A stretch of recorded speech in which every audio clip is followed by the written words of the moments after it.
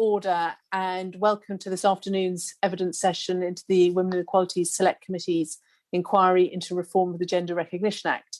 This afternoon's session we have 4 witnesses: Nancy Kelly, the Chief Executive Officer of Stonewall; Louis Asquith, Director of Legal and Policy at Mermaids; Kat Burton, the Chair of Gender Identity Research and Education Society; and Dr. Jane Hamlin, the President of the Beaumont Society. We will, in the course of this inquiry, be hearing from other panels and those which may well hold opposing views to witnesses that we're hearing this afternoon. But this afternoon's session is an opportunity for us to hear from the witnesses this afternoon. Can I start by asking each of you to very briefly introduce yourself and then to explain a little bit about the process of a gender recognition certificate and why this is important for some trans people, but not all of them. And I'm going to do this in the order that I can see you on my screen. So can I start with Nancy, please? Thanks, Caroline. So my name's Nancy Kelly. I'm the CEO of Stonewall. Delighted to be here today and have the opportunity to talk about Gender Recognition Act and its reform. I think the first question, why GRCs matter, is that there are some really important practical things that a GRC enables for trans people. So it enables a person to get a marriage or a civil partnership in their gender, in their correct gender. It enables their gender to be correctly recorded when they die. It means that their pensions, insurance policies are administered in the correct gender. But importantly, on a kind of day-to-day, week-to-week basis, it helps protect privacy and safety by making sure that their kind of birth certificate documentation is consistent with other records, so things like medical records, passports, bank accounts, which are much more straightforward to update. And what we know is that when those things don't match, that leaves trans people at risk of their trans status getting disclosed without consent, which can lead to kind of discrimination and abuse and exclusion, including from employers and service providers. And I think it's also just important to note on the importance of a GRC is that it is kind of emotionally and symbolically important to many trans people. And this is not about whether or not cis people like me accept a trans person's identity. This is about a trans person making a legal statement about who they are and having that reflected. And I think remembering that the GRA is really about trans people.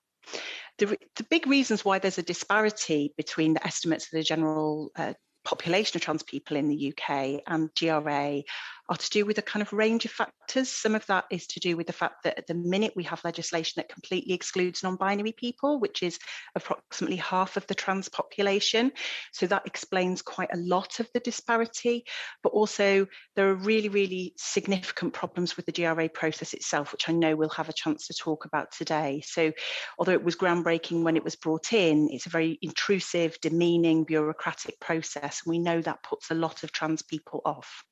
Thanks, Nancy. Can I turn to Jane, please? Okay, yes, I'm Jane Hamlin. I'm the president of the Beaumont Society, which is the longest established trans support group in the UK, although we do have members in other parts of the world as well.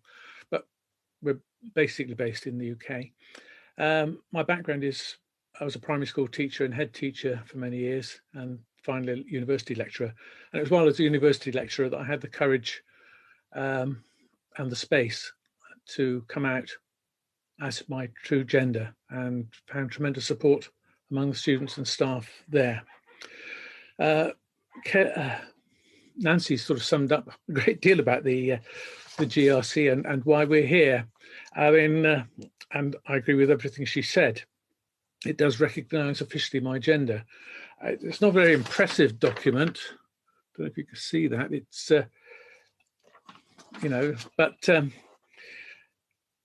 I did feel that eventually when I died, it would be far too ironic if I was to be buried in my dead name. So it did seem worthwhile going through all the procedures I had to go through. Thanks, Jane. And can I go to Kat next, please? Caroline, thank you so much for the opportunity to talk to the Select Committee today.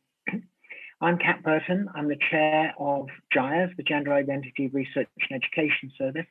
Fairly recently taken up the post, following on from Bernard and Terry Reid's 20 plus years of hard work for the transgender community.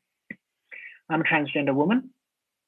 I transitioned while working for British Airways as a captain, and they actually paid me a great compliment when they inducted me into their gender and diversity team.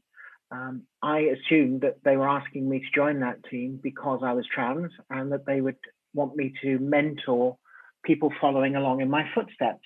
And my chief pilot said, "Gosh, are there any, Kat?" And I said, "Well, actually, the day that the notice came out telling people I was coming back to work as me, I got 6 emails from other transgender pilots saying, thank you for doing that, Kat. Maybe there's hope for me now." And he said, "Well, you can do that as well if you like, but no," he said, "you're the most senior woman pilot in British Airways. I don't know if you even realise that." I would never have claimed that for myself, but he called me that. So he said, "We need you on the diversity team because only 5% of British Airways pilots are women. And we need you out in schools convincing more young women to become airline pilots." So my background in diversity is yes, I'm a trans woman, but I'm a woman. And the simple fact of the matter is that, all these things aren't my label. My label is cat or person. I've got lots and lots of ingredients. One of them is woman.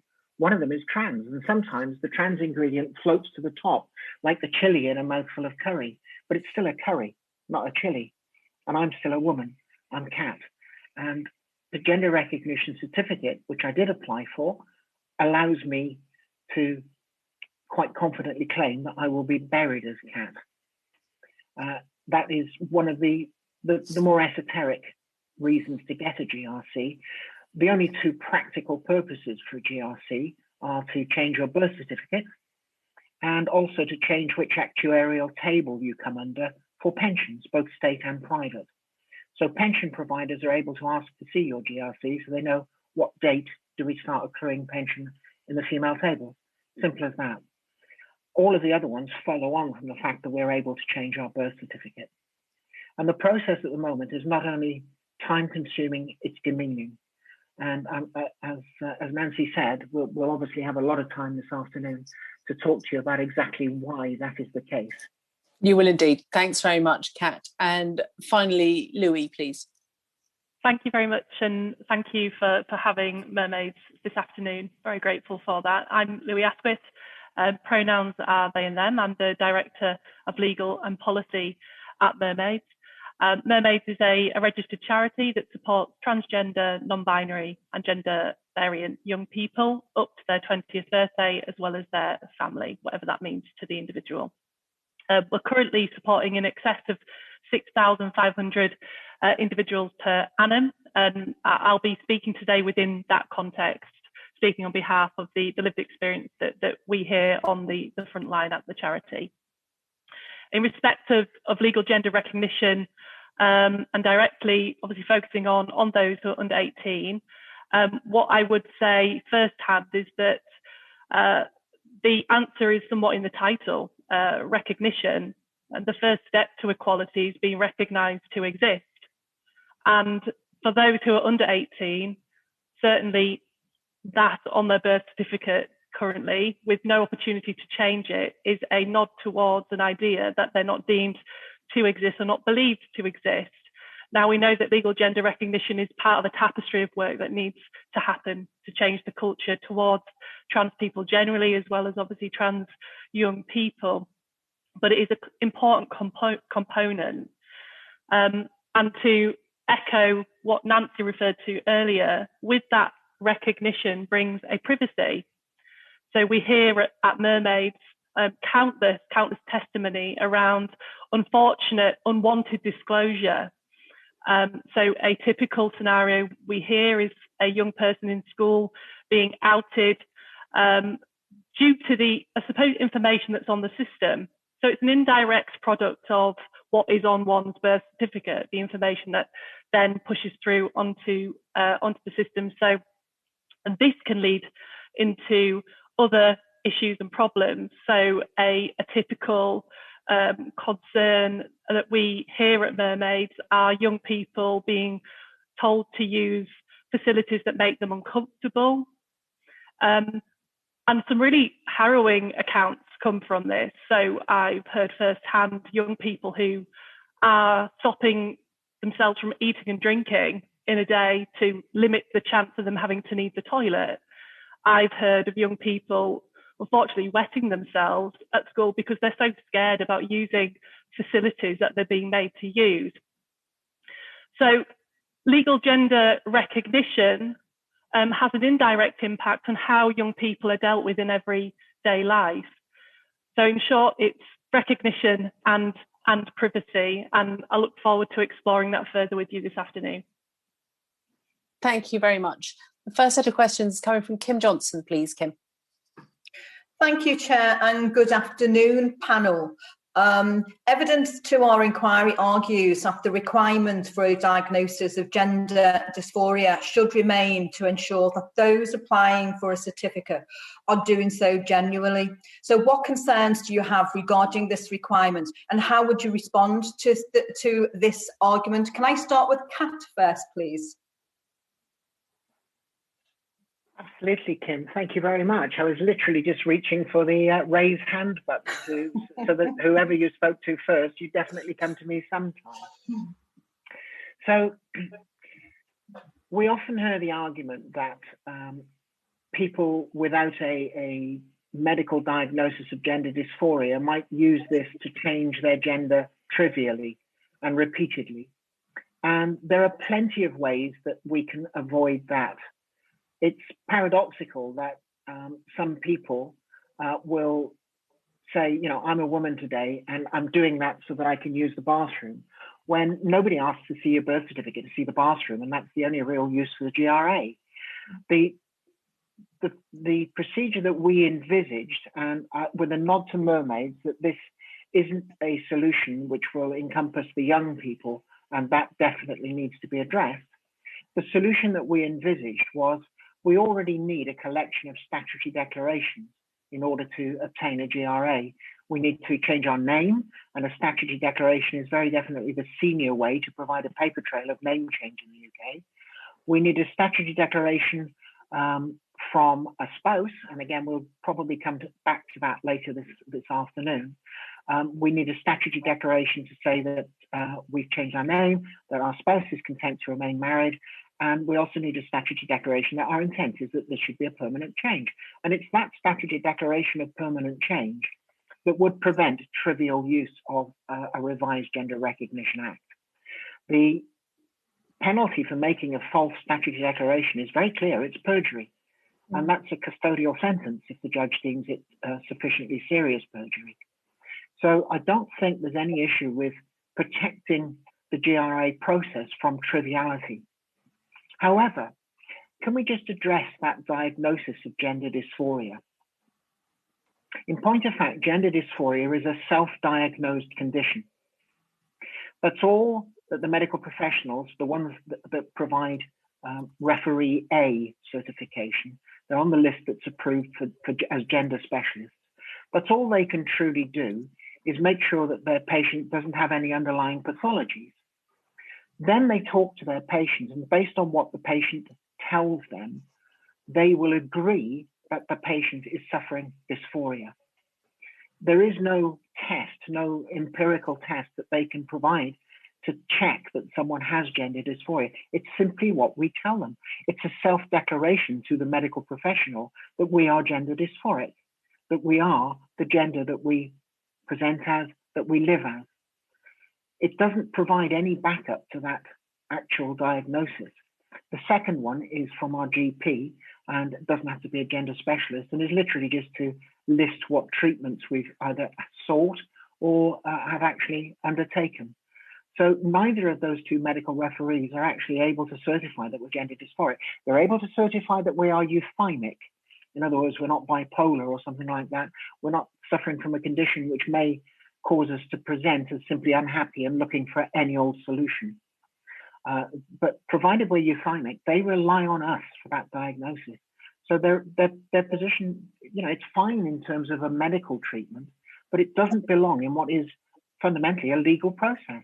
Let's make it a legal process, pure and simple, and let's make it a solemn legal process, not one that can be trivialized. And then I think you'll have your answer. Oh, thank you, Kat. Jane, do you have anything further to add to what Kat's just said? No, Kat has summed it up very well. As she says, we know that we're genders, we're in the wrong gender, or we don't. You know, it's one or the other, and we know better than anybody else. So, as Kat says, we just need someone else to confirm that. Well, we can confirm that ourselves. Thank you, Jane. Yeah.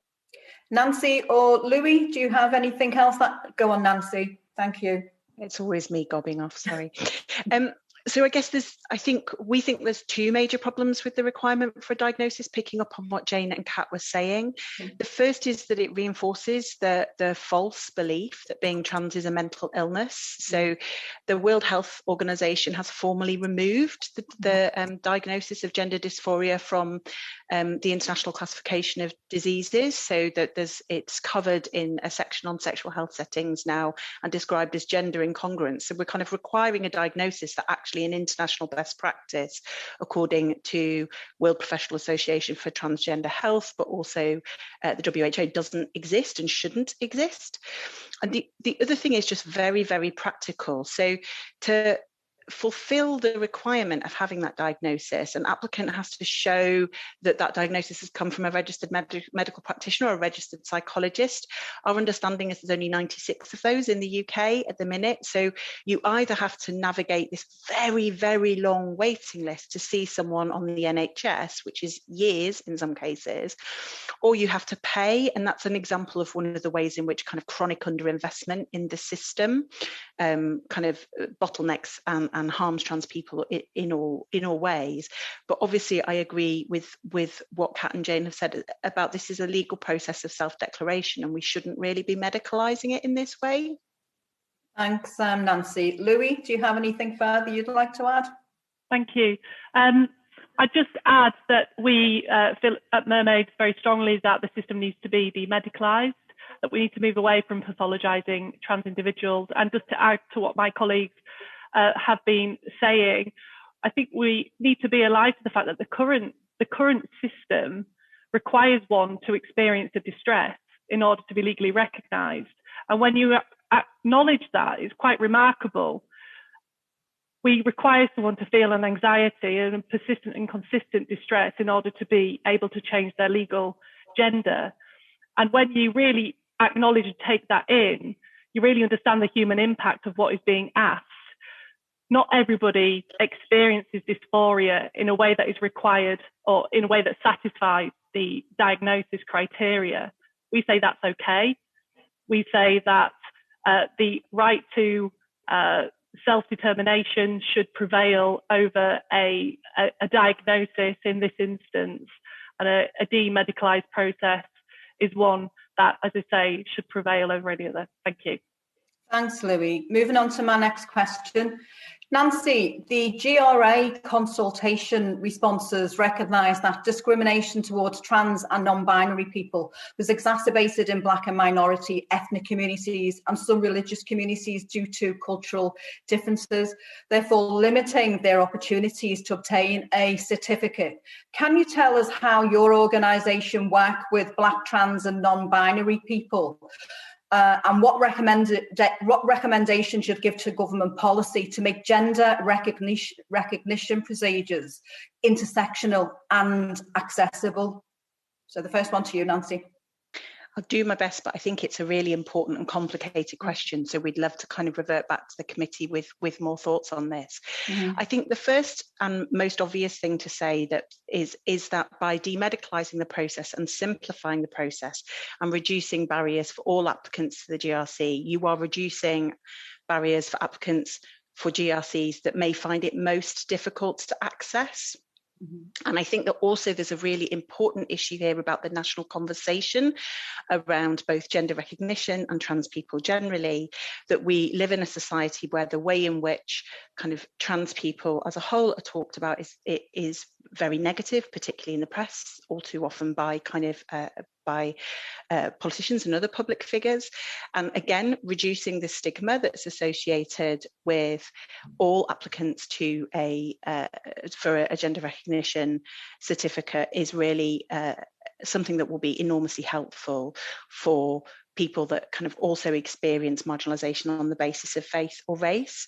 I think having that more positive environment and demedicalised, streamlined environment then opens the way to doing really deep work in communities. So we at Stonewall, we work in partnership wherever we can with LGBTQ and trans-led organisations that focus on the needs and experiences of trans people of colour, as well as the wider LGBTQ community. And working with those community groups, I think there's a huge potential to begin to uplift the voices of trans people of colour and also listen to them about what would actually work to help break down stigma within their communities and their families.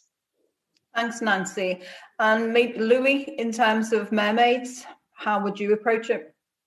Yeah, thank you. To add to what Nancy has said there, we believe that direct focus group and consultation work is imperative, actually listening to lived experience of trans people of colour, trans young people of colour, to learn and to evolve policy to ensure that it is fully inclusive. We know that there is much work to be done in relation to this. We are doing focus work within the charity currently to advance our work specifically as a charity.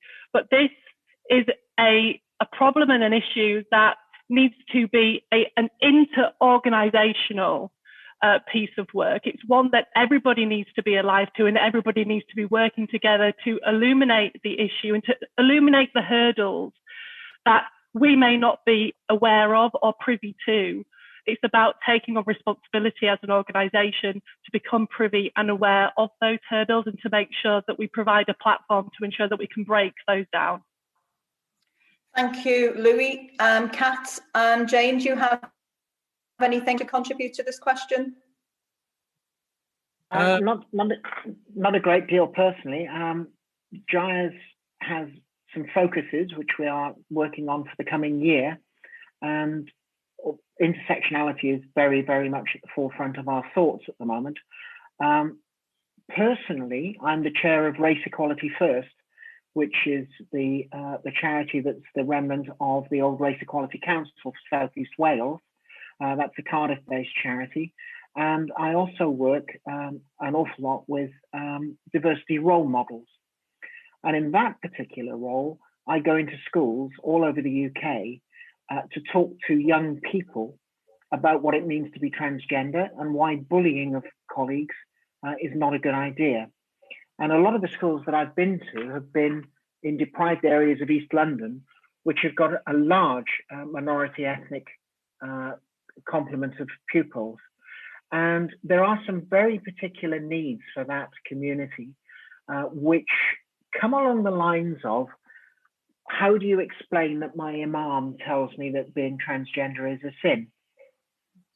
And I can't really answer that from the point of view of their imam's teaching, but what I can say is that there is no worldwide religion that says hate is a good thing. And it very often is a case of being very, very careful with these minority communities, because they have got transgender members as party to their communities. And those transgender members are the most deprived of support of all of us. And the last thing they need is the intrusion of the current process in their lives to make it even more difficult than it is. Thank you. Jane, did you want to contribute? No, I just, other than to reiterate what everyone else has said. I mean, the Beaumont Society, we're a small charity. We don't employ anyone. We're very much a mutual support group. And of course, we support each other as well as we can. Thank you. Well, moving on to my next question then. Should the requirement for a person to live in the acquired gender for 2 years be removed or reduced, and why? I'll start with you, Jane. Okay, well, 2 years can be unnecessarily long time. It is, after all, an arbitrary period. There's no particular significance of 2 years. And to live in role anyway, one would need to successfully, one would need to have changed one's names and documents, like your passport and driving license and so on. There's a lot to do and lots to think about. And when I began to live as Jane full time, I knew very quickly that there was no way that I was going to go back. I've been hiding this for decades, and suddenly there was this huge weight lifted from my back, and I realized this was the real me. I didn't need anyone else to tell me, and I didn't need 2 years to realize that. Whatever time period is chosen, evidence will have to be provided to prove that you've been doing it for that long, and then checked, of course, and that creates unnecessary bureaucracy and expense. I don't think it's necessary. But okay, thanks, Jane. Kath? Thank you, Kim. This is a brilliant question, actually. When I applied for my gender recognition certificate, my application filled the box that 5 reams of papers comes in, because part of the requirement for 2 years of the experience is to justify it with every single piece of paper that has your name on it for that entire period of time. So I sent it off, very carefully prepared, to the gender recognition panel, and I got a nice note back from the Secretariat to say I'd done their work by sectioning it all into little plastic folders and things, and it got knocked back. And the reason it got knocked back is that I'd sent them 2 years worth of documentation, but I prepared it a month before the date on the application. So that final month between the date I put this package together and the date on the application wasn't justified by the document. So they wouldn't tell me that. The panel don't give any feedback whatsoever when they knock back an application. But because I'd got on the right side of the Secretariat, they said, "Oh, it's because the last month of documentation wasn't there." If you send it back with the, with the documentation up to the date of the application, it'll get through the next time, and it did. But of course, I had to apply again and pay the fee again, and that process of justifying those 2 years is actually one of the most onerous parts of the entire application. Now, my suggestion would be it needs a cooling off period from the date of the application. What it doesn't need is time before the application. So I would strongly suggest that the measure that you look at to make sure that this isn't done trivially and with no thought is that you say, right, from the date of the application, we're going to take 3 months to actually issue the gender recognition certificate. And during those 3 months, you will be expected to live in role in an unbroken way. Now, the other real problem with justifying role with documentary evidence is for young people. The documentary evidence that they sought to justify my 2 years in role was every paycheck, every tax return, every utility bill, every mobile phone bill, literally every letter from my employer, every single piece of paper that comes to somebody with a name on it, you have to send to them to justify that your period of 2 years is unbroken. That's the thing they're looking for, that there was no period where for a month or two you couldn't be bothered with this and you just went back to being the old you. And of course, young people are going to struggle immensely to provide documentation that they've been living in role, other than perhaps school reports. So again, I would strongly urge the committee to consider, yes, make it a period of time, but make that period of time actually mean something and be useful. During that period of time, those, let's say arbitrarily, you accept my recommendation of 3 months, you can be dealing with one of the other things that I know we're going to come to a little bit later on the agenda, which is spousal veto, and putting in place a different protection for the spouse of somebody that's seeking a gender recognition certificate. Other than a simple veto, you can actually use this period of time to allow reflection and discussion. Thanks, Kat. Louis, Nancy, do either of you have anything that you want to contribute? And if so, could you make it as brief as possible? Because I'm aware that we've got a lot of questions to get to. So Louis and then Nancy, then thank you. Yeah, thank you. Yes, just to add what Kat has said there, to be clear, Mermaids believes that this requirement, which as we know is often known as real life experience, is outdated and should be removed. We second the evidential problems that young people specifically have. We add to that, there are specific evidential problems for non-binary individuals. And to add to that, thirdly, I think the whole real life experience test, it reinforces stereotypical assumptions around gender, which are unhelpful for everybody. And we have to ask, how does one evidence gender? And those who are watching a part of this panel who are cisgender, you could ask yourself, how would I evidence that I am a X gender? And it's hopefully an exercise that will allow you to really engage with what it feels like to have to try and put forward a test case for you being who you say you are. We believe in self-determination, and we believe that any arbitrary lived experience evidence is unnecessary and unnecessarily bureaucratic. Thank you. Thank you, Louis. And over to you, Nancy. Just briefly, I think it's also important to recognise that period of time is a period of time where you are leaving trans people open to abuse and discrimination because of uncontrolled disclosure of the way that they were assigned as at birth on their birth certificate, and that matters in context of all of this unnecessary delay. And if I may, Kim, just to come back to your previous question, I also think the government has got an incredible opportunity in terms of banning conversion therapy to do great work for Black and Asian trans people in particular. We know that the highest risk populations of conversion therapy are trans people, and also Black people and Asian people and people of colour. And so sending a really clear message that all forms of conversion therapy, whether they're religiously, culturally motivated or to do with pseudopsychotherapy, is kind of unacceptable, would make a huge step forward in terms of kind of sending a kind of signal into those communities that young Black trans people and Asian trans people and trans people of colour should be respected and should be kind of valued for who they are. Thank you very much, Kath. My final question to Kat. In your written evidence, Kat, you argue that the term acquired gender in the GRA is inaccurate. Can you expand on this, please? And again, yes, by all means.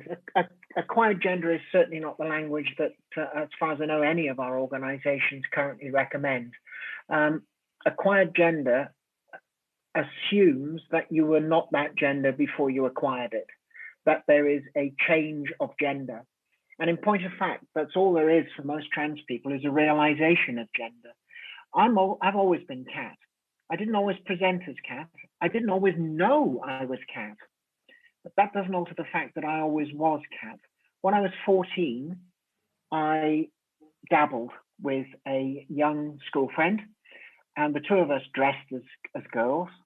And as a result of that, I shied away from transitioning because I looked like what I was, a 14-year-old rugby player in a frock.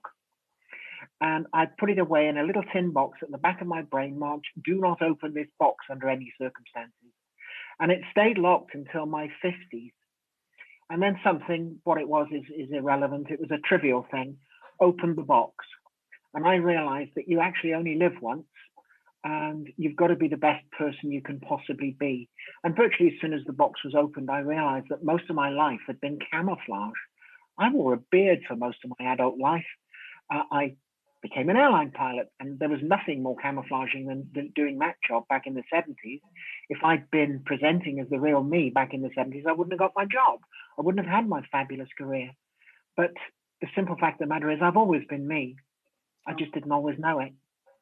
Thank you, panel. Thank you so much for your answers to the questions this afternoon. That's all my questions. Thank you, Chair.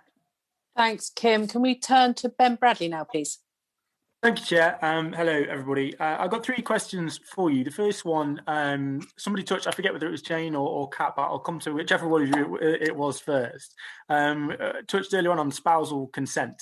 I'm interested in how that affects trans people applying for a certificate, whether it should be removed, and your view on the kind of counter argument, really, as to whether, so some people would argue that there's the possibility of a spouse being kind of trapped in a marriage where obviously the circumstances have changed a great deal, or might argue that it might force a divorce in a scenario where, perhaps for religious reasons or whatever, people aren't comfortable with divorce. I wonder what you make of those arguments and your views on the spousal consent provision overall. I forget which one of you it was, Jane or Kat. Was it you, Kat? Shall I go to you first?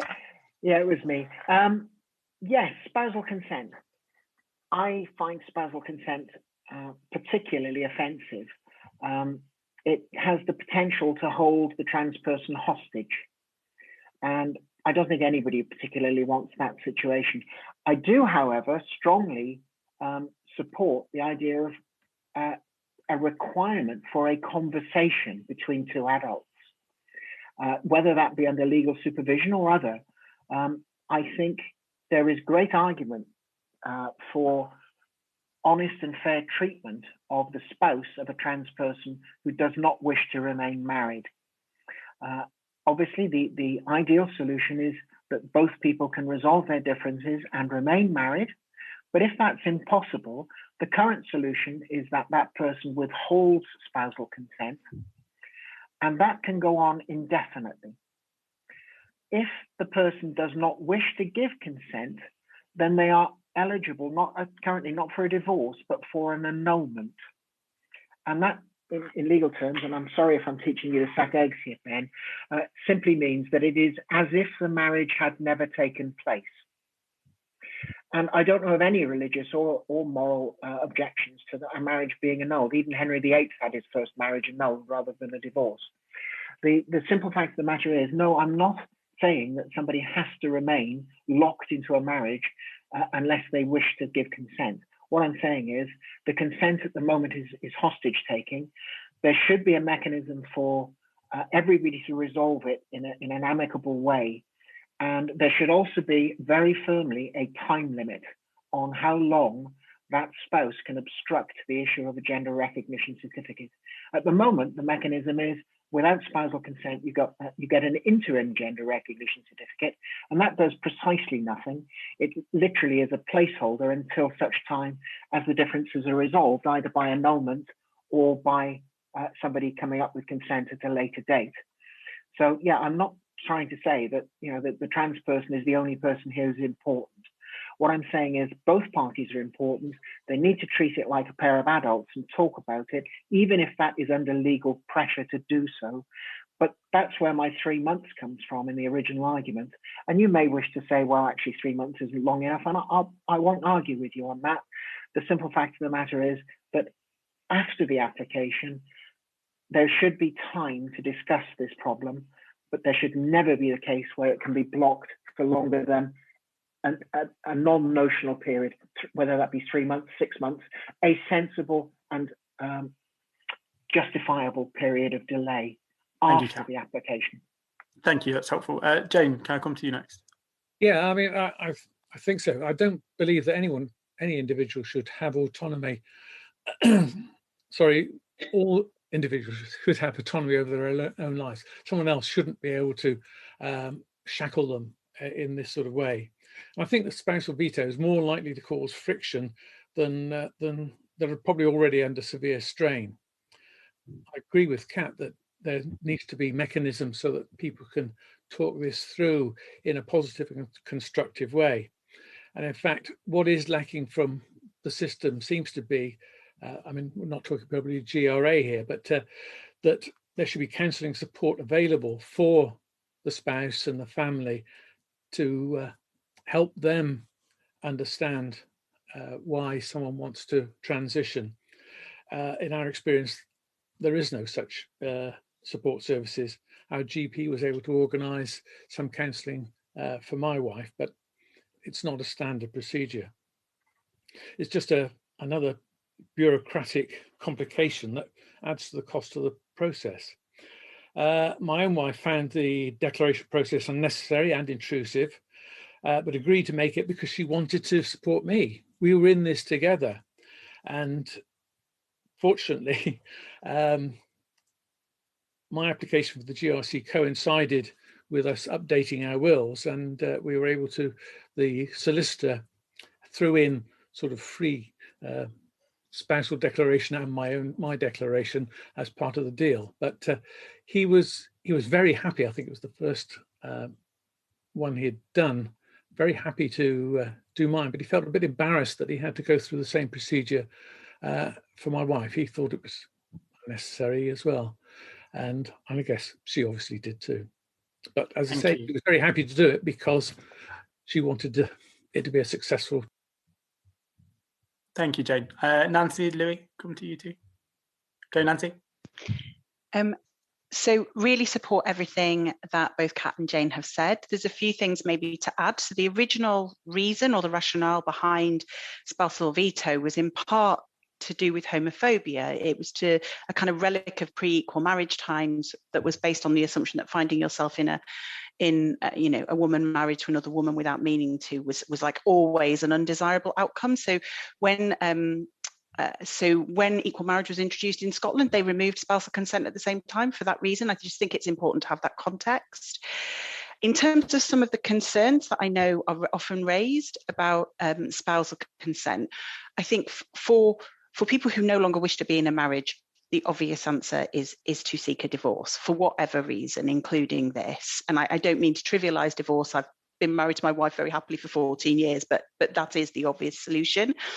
I know that sometimes people have raised concerns around making it easier for people who are in abusive relationships to leave in a way that's supported, and also for people whose religious and cultural beliefs make divorce a kind of inaccessible or harder to access. I think there's a couple of things to think about here. Firstly, with both of those scenarios, the overwhelming majority of couples for whom that is an issue, abuse within the couple or religious or cultural prohibitions against divorce, are straight and cisgendered couples. So the GRA isn't really a great mechanism for dealing with that as a sort of social issue. But exactly as Kat and Jane have pointed out, there are lots of ways, if it is required to deal with it specifically in the GRA, to decouple it from a sort of veto situation. So you could have annulment on the grounds of a GRC being issued would be the most obvious thing, as opposed to a delay in the issuing of a GRC. And that would achieve the same protections for those people that were trapped in marriages they didn't want to be in, and for a range of reasons found it difficult to exit. Thank you, Nancy. And Louis, finally yourself. Very quickly, thanks, Ben. Just to add that it increases the risk of coercive control within a relationship. And just to repeat that point, I know Nancy alluded to it. Thank you. Thank you. Really helpful. Question 2 of 3, if I can, was around the gender recognition panel. Again, we've touched on it before, but in a bit more detail, if we can. What is your view of the role that they play? Some people have argued it's inaccessible, it's too secretive, various issues around it. If I could, I'll go back the other way and come to yourself on that one, perhaps Louis first. Yeah, thank you. So what I would say is, looking from the perspective of a trans individual, what we hear at Mermaids is that people don't really understand who it is on the panel. There's no real transparency around the process, and that creates a barrier. It creates a barrier because people don't want to have to evidence to a panel of what feels like strangers and objectively is a group of strangers, with matters that strike right through the heart of their personal life and private life. And that's what we're dealing with here. We're talking about incredibly personal issues and having to disclose them to what is a panel of strangers.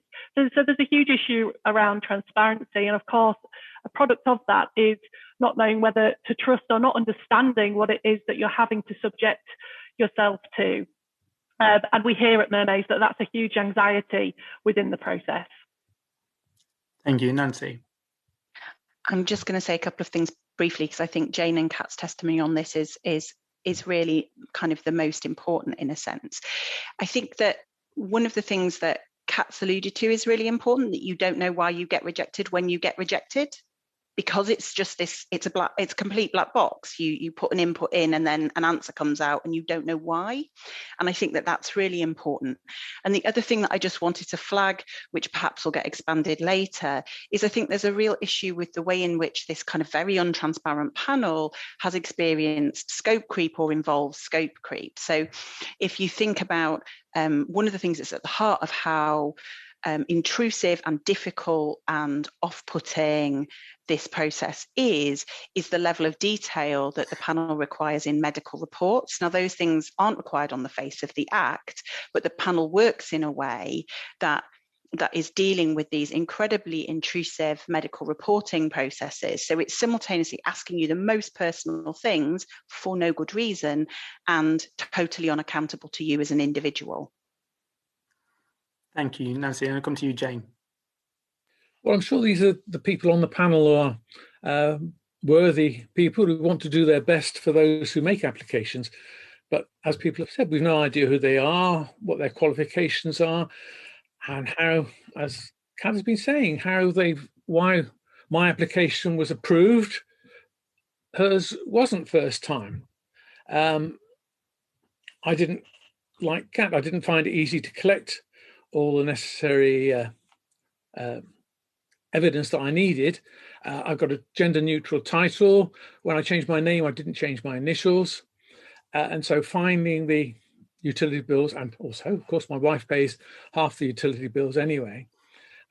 So for us living in a house for over 20 years, been together, and all those, respected member of the community, as they say, what it must be like for younger people who live at home or have no settled accommodation must be incredibly difficult. So I think it's unfortunate. We'd like to know more about it, I guess. Sure. Openness, absolutely. Thank you. And Kat? And I'm conscious of the time, so could you just restate your question so that I don't go wandering off the point? Yes, of course. Effectively, that what is your view of the role of the gender recognition panel, and do you think there are certain things it needs, or do you think it goes beyond the powers that it should have? Just your view on how that process works. So the gender recognition panel, we do know a little bit about how they're constituted. They are retired judges. It's a very nice little earner for judges in retirement. We're not allowed to know who is on the gender recognition panel, nor do we get any feedback from them. My personal view is that the panel should simply be disbanded. All we're asking for is a very simple bureaucratic process.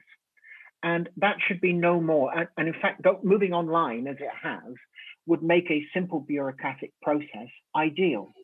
Because that's all you really need to do is have a look and say, right, are all the required statutory declarations there? Has the fee, whatever it may be, been paid? Yes, approve or no disapprove of this application. It doesn't need a huge pile of evidence. And in fact, one of the main reasons why it's expensive and requires a panel is that they've got to sift through a box of papers that's nearly a foot deep. If you got rid of all the bureaucratic requirements and simply made it a box ticking exercise, then an office staff could make sure that all the boxes were ticked. I'm a pilot. I apply to the CAA for licenses on a regular basis, and they've now got an online process. You upload the documents from a flight skill test or something like that, and within about 24 hours, they've had a look at what's arrived in your file, and they tick yes, and the license gets sent. And it should be no more complex or expensive than that. It should quite simply be no panel. It doesn't require learned judges to approve of all this. It just needs for somebody to check that all the required answers are on the documentation and then say yes. Thank you, Kat. Really helpful. I had one final question I just wanted to ask of Nancy on the basis that it was from your written evidence that it cropped up. And you and I spoke about this before last year, and agreed on a lot of the stuff, particularly around bureaucracy and the complexity of it all. The thing that perhaps we couldn't agree on, and the thing that I think gets to the heart of the Act and the discussion around it, is what you put in your written evidence, the suggestion that the Equalities Act should include gender identity instead of gender reassignment, and perhaps remove things like single sex space exemptions. That seems to be the heart of the conflict, if that's the right word, around all of this. Do you see the kind of argument and the conflict, if you think there is one, around doing that and the rights of women based on sex under the Equality Act? And if you do see that, why would you? How do you suggest kind of resolving that conversation? So I'll give that a go. That was quite a few things, quite a few questions, kind of rolled into one there, but all really good. So the Equality Act protects on the basis of both sex and gender identity. So it's not attached to whether or not the protections for trans people, the gender identity protections, are not attached to whether someone's got a gender recognition certificate or not. And that's really important for a ton of reasons, including the way in which the two pieces of legislation do and don't interact. I think one of the things that's really important to say is that we don't advocate for the removal of the single sex exemptions in the Equality Act. I think when the Equality Act was first introduced, Stonewall did, and that was because we were worried that they would be applied in a really blanket way and that they would be used to kind of wholesale exclude trans women from many single sex spaces. We know that that's not been the case, that the kind of bar that's set in the Equality Act, which is that trans women and trans men indeed, although it's mostly used around trans women's access to women's spaces, should only be applied as a kind of a proportionate means of achieving a legitimate aim, i.e. the bar is very high. There has to be a very specific set of reasons to exclude trans women from single-sex spaces.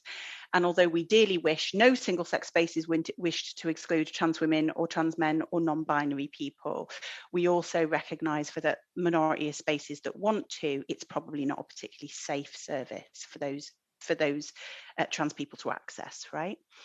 I think the main concerns that come up around access to single-sex spaces, and I am going to talk, if that's okay, primarily around women's spaces, because I think that is how this argument kind of takes place, kind of cluster around a few different issues. And I think the first that I'd really like to address, because I know that it got addressed in previous evidence, is kind of the idea that trans women are unsafe.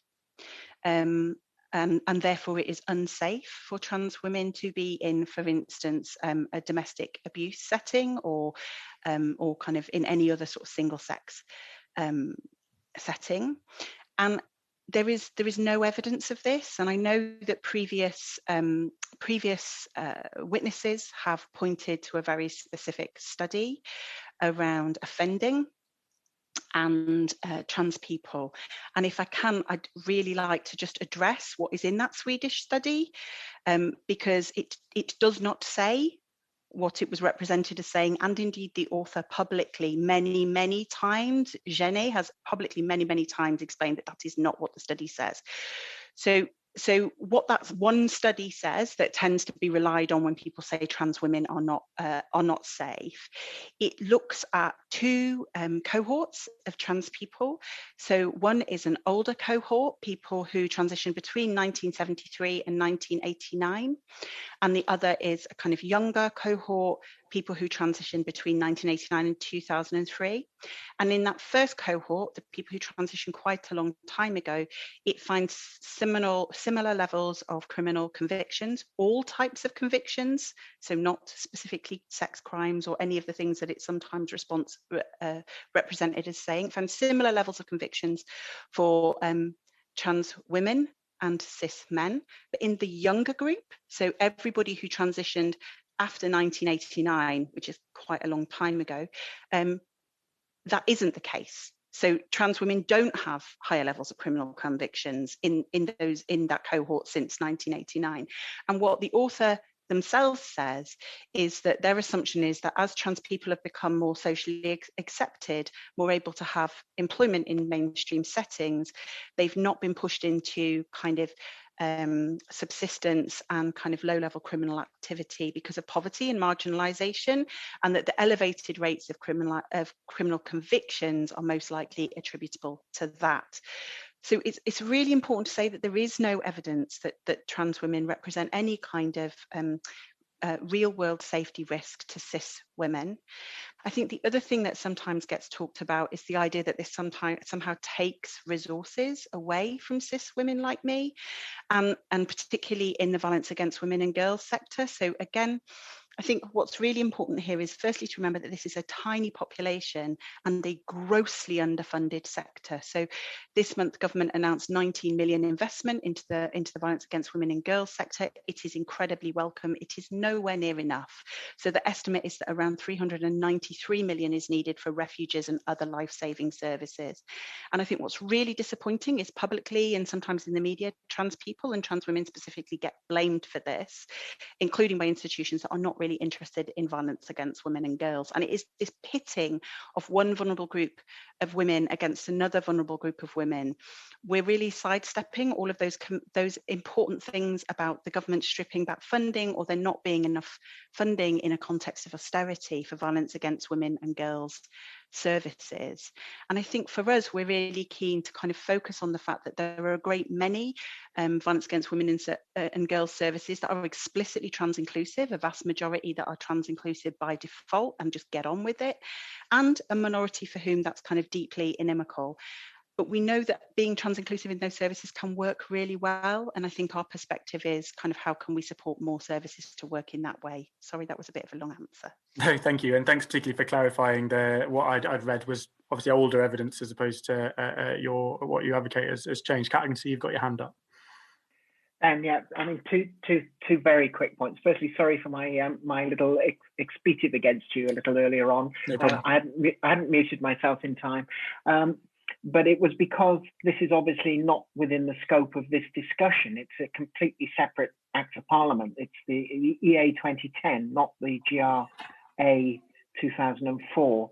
And it's nevertheless an important part of the overall discussion, because that concatenation of the two acts is a huge part of the arguments that have been raised against GRA reform. And I would encourage you just to remember that we're only talking about GRA reform here. I don't think any of us would argue that the single-sex-based protections are wrong. I don't also think any of us would argue that they're not currently proportionate. And I would certainly argue that what we don't need is a blanket ban against transgender women in single-sex spaces. But I am perfectly happy with a proportionate response to a genuine problem. And the simple fact of the matter is that women's spaces are subject to the same public order laws that everyone else is. And I talk to coppers, to police trainees, and I explain that the basic situation is if a trans woman goes into a bathroom to have a pee, they've not broken the law. If a trans woman goes into a bathroom and starts splashing genital parts around, they've broken the law. If a trans woman goes into a bathroom and just quietly goes into a stall and has a pee, and a cisgender woman makes a fuss, they potentially have breached the peace. They're the ones who've broken the law. And that's because the response is not proportionate. If the transgender woman has gone in and committed an offence, yes, there are legal protections that protect the women in that space. If a transgender woman has gone in simply to go and have a pee, they've not committed any offence, and they don't need to be excluded for the sake of the women that they've not affected. No, thanks, Kat. And I appreciate what you said. The reason I raise it is because, as you pointed out, the arguments for one are often used against the other. It's interesting to get your. I think, Ben. They are, but it's specious, I think, to raise that argument for something that is so focused. The GRA is focused on the change of a single document. And that's all really that this is about. And by introducing arguments against single-sex spaces, you widen it into an argument that really isn't valid. We're not trying to invade women's spaces by getting a GRC. A GRC, nobody's going to ask for my GRC in the rest of my life. Nobody's ever going to ask to see a birth certificate if I want to go and have a pee. I suppose it's conceivable they may ask to see a passport or some other gendered documentation, but a birth certificate's not even legal identification in the UK. So, it's got nothing to do with a single-sex space argument. And while I appreciate that you needed to ask the question, I think that the definitive answer is it's outside the scope of this discussion. Thanks, Kat. I'm glad you were able to make that point. Has anybody else got anything they want to raise, or should I hand back to the chair? Louis? Just a simple point to add. we've been hearing so many hypothetical situations, and I just asked the committee to look to the reality, and fear of something happening without evidence is not reason to stop progress. Thank you. Caroline, I think back to you. Thanks, Ben. And the next set of questions are from Alex Davis-Jones, please. Thank you, Chair, and thank you to all of our witnesses for giving evidence to us this afternoon. Before I ask my questions, I think it's important to note that the biggest threat to women and transgender women is actually men, and we stand in solidarity with all women on that. Louis, I'd like to address my questions to you if I can. You argue, and Mermaids argue, that the age limit to apply for a GRC should be lowered to 16. You alluded some of the reasons why at the start of this. Can you give us any more explanation on that? Yeah, thank you very much, Alex, and thank you to the committee for allowing Mermaids to give oral evidence around this specific point, acknowledging that there was no dedicated question to under 18s in the initial consultation. So we're very grateful for this opportunity. And again, just to bring us back to what I alluded to at the beginning. So the first step to equality is recognition of existence. So this is the principle that undermines where we're coming from. We know that trans, non-binary and gender variant children and young people exist. And we know this quite simply because trans, non-binary, gender variant adults exist. It's a really simple deduction. So we know there's the existence there. So for as long as we don't recognise them, there's a simple message being pushed out to that population of young people. We don't recognise you enough to allow you to be part of this particular system.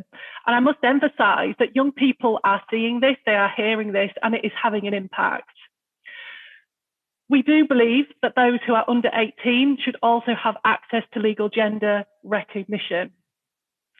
From a very clinical perspective, it would simply allow this system to align with other state systems, the obvious example being the passport system.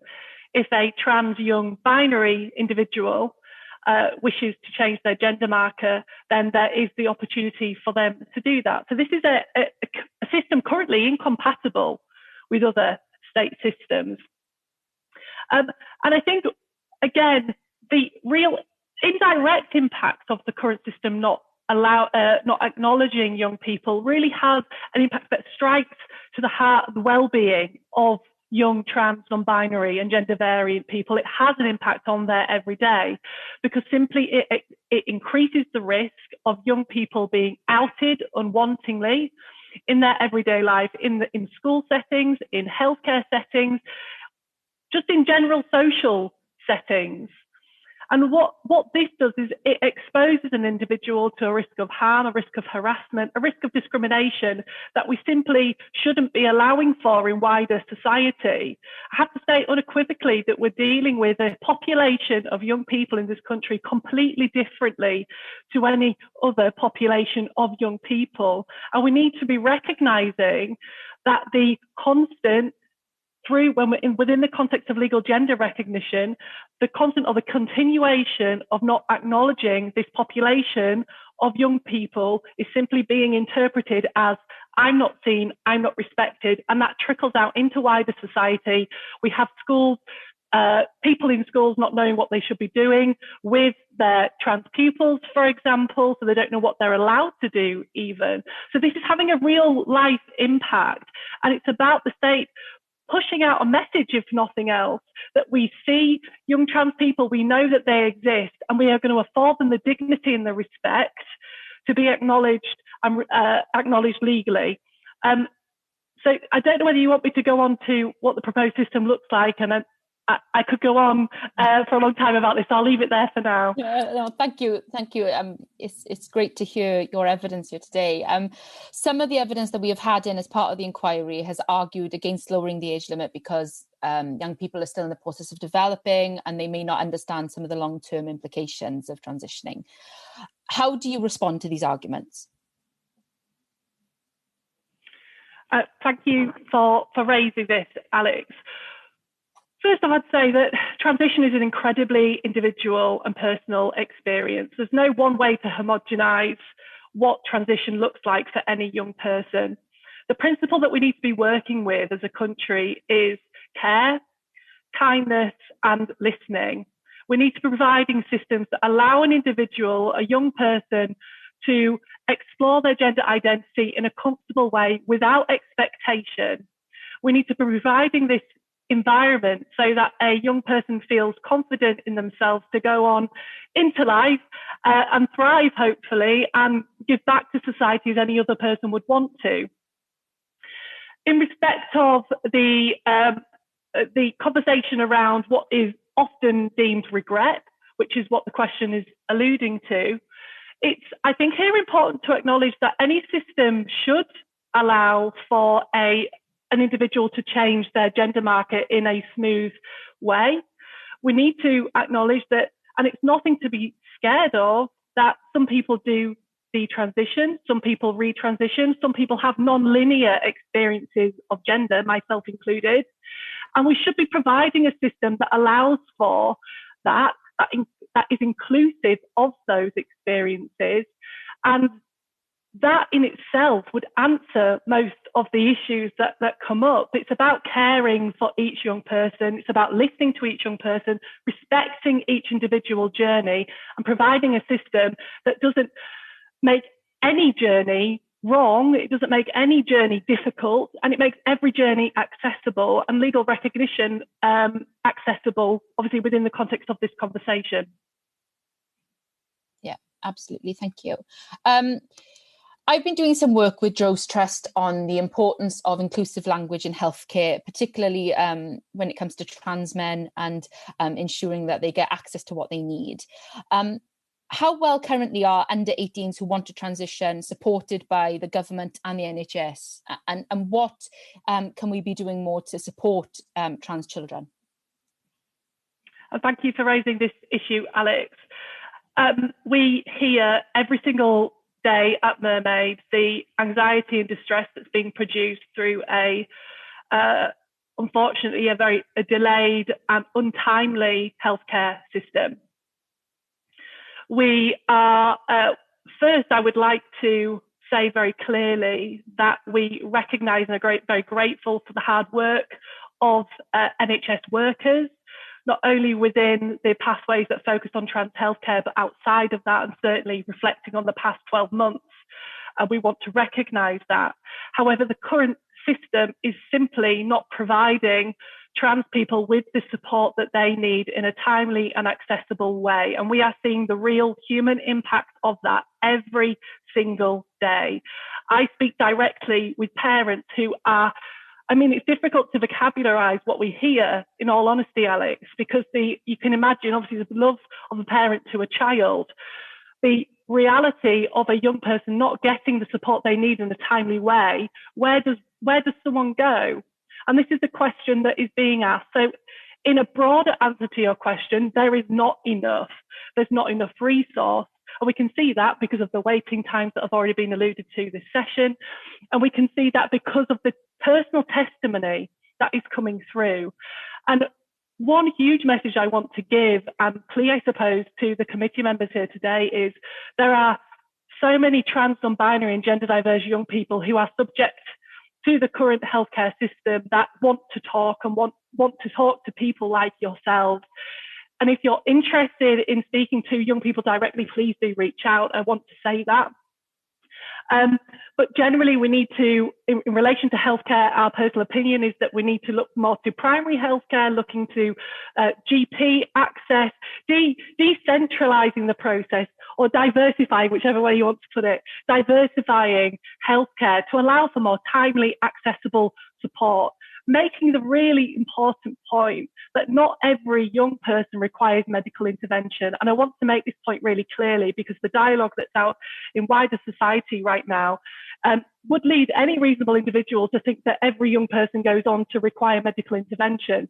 The vast majority of young people simply require emotional support, which leads me to my, I suppose, final point before I hand over the mic. Mental health support. Mental health support needs to get so much better. I have to say, there isn't really anything out there right now, certainly for trans non-binary, gender diverse young people, and certainly in terms of accessible and timely support. And we need to train up our healthcare professionals to ensure that they're empowered to deliver a fantastic service to all young people, including trans, non-binary and gender variant young people. Thank you. I'm not sure if any of the other witnesses want to come in and comment. Yeah, Nancy, and then, yeah. So firstly, Stonewall completely supports everything that Louise just said, and our positions are really closely aligned with Mermaids as partners. So I won't repeat it because that would be a waste of time. I just wanted to make a couple of points about the kind of lack of guidance that supports social transition. So what Louis said is incredibly important when we talk about trans and non-binary children and young people. The public conversation focuses almost exclusively on the very small minority that go on to receive endocrine services while they're still minors. And actually the vast majority of trans and non-binary children are not receiving always the social support that they require. And the key thing that I wanted to point to here is that there is a complete absence of guidance to schools about how they should be supporting and including trans children and young people. And in fact, the only guidance that currently exists from DfE tells you what you're not supposed to do, but doesn't tell you what you are supposed to do as a teacher when you have a trans child in your class. So there is a huge gap around how you do trans inclusion positively in school to support those children and young people. And then aligned with this, we're really keen to make sure that the government really supports a great implementation of LGBT inclusive relationships and sex education, because as part of that, children and young people can start to learn about trans identities as well as LGB identities within the classroom. And I think from all of our work with teachers who are kind of trying to support LGBT children and young people in classrooms, head teachers are absolutely desperate for great tools to support trans children and young people in their setting. And I think there is much more that the government could do to give positive guidance around supporting trans and non-binary children and young people to thrive in their day-to-day lives. Yeah. Thank you, Nancy. Thank you, Chair. Oh, Kat, I'm not sure if, I know we're short on time, if you had just a short contribution. Very, very quick. Absolutely support Louis in every single thing they said. Non-timely intervention for trans young people can be a lifelong tragedy. And I just wanted to say that, yes, the vast majority just need socialization and support and talk. But at TANF stage 2, there is a very limited window of opportunity to prevent long-term damage from inappropriate puberty. And that's where puberty blockers are essential. And those puberty blockers really need to be prescribed at the onset of TANF stage 2. For those of you that don't know in detail what the TANF stages are, TANF stage 2 is the first visible signs of puberty.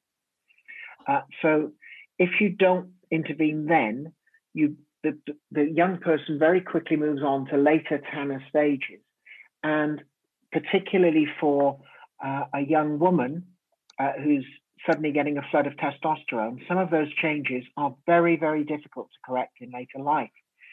Most notably, the voice breaks, and there's very little one can do about a voice that's broken, other than an awful lot of hard work. Facial hair arrives, and I had 147 hours of electrolysis, and I really don't want anybody to know what that felt like. All of that because of damage caused by testosterone during puberty. And that timely intervention cannot currently be given because of waiting lists.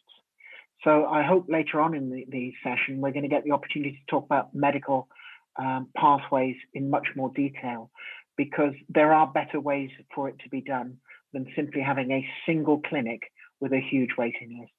And money isn't the solution. Thank you. Thank you, Chair. Thanks, Alex. And Ben wanted to come in for a quick question, please. Yeah, just very quickly. I'll come to you, Louis, as it's around young people specifically. And we're running behind already, so if you be succinct, and I'll try and be the same. The issue, obviously, that is raised all the time around lowering the age limit is around safeguarding and around what is the kind of appropriate use or time to intervene. The Tavistock, I think, has had around a 4,000% increase in young girls in terms of its patients in the last 10 years. I wonder why you think that's happening, and do you think there is a role for some of the campaign groups talk about young girls in particular being affected by peer pressure, by online forums, by the kind of desire to avoid perhaps the sexualization of young women that we have in our Western culture? Do you think those things are factors at all? Thanks, Ben. I will try and be succinct, don't worry. What I would say is that the increase in numbers is not something that should shock us objectively. If we look at the figures, an estimate is around 1% of a population may be trans. And if we take that and plonk that in the population of young people, we're talking about thousands and thousands of young people that statistically are expected perhaps to be under that umbrella of trans. And when you take the context of the numbers, certainly in relation to the Tavistock, if you take it within that context, suddenly it becomes more understandable. And I think the increase in numbers actually is something that we as a society should take as a success story, in that it is likely to mean that we are creating a culture whereby people can come out, people feel empowered to say, this is who I am, and I would like some support for that. And how is that ever going to be a bad thing? In respect of the figures in relation to people who are assigned female at birth that you brought up there, what I would say, interestingly, there is currently a higher percentage of individuals that were assigned female. Not so long ago, the trend was that the assigned male individuals, there was a high proportion of those people. So it'll be interesting to see how that looks in future. But simply, we can look at the data, we can look at statistics, but it's important to remember the individual and the young person at the heart of it. And it's about saying, okay, well, the data and the numbers can be X at any given time, but what we have to come back to is that we know that trans, non-binary, gender variant young people exist. We know that some of them require healthcare support, and we need to provide a system that offers the support that those individuals need at any one time.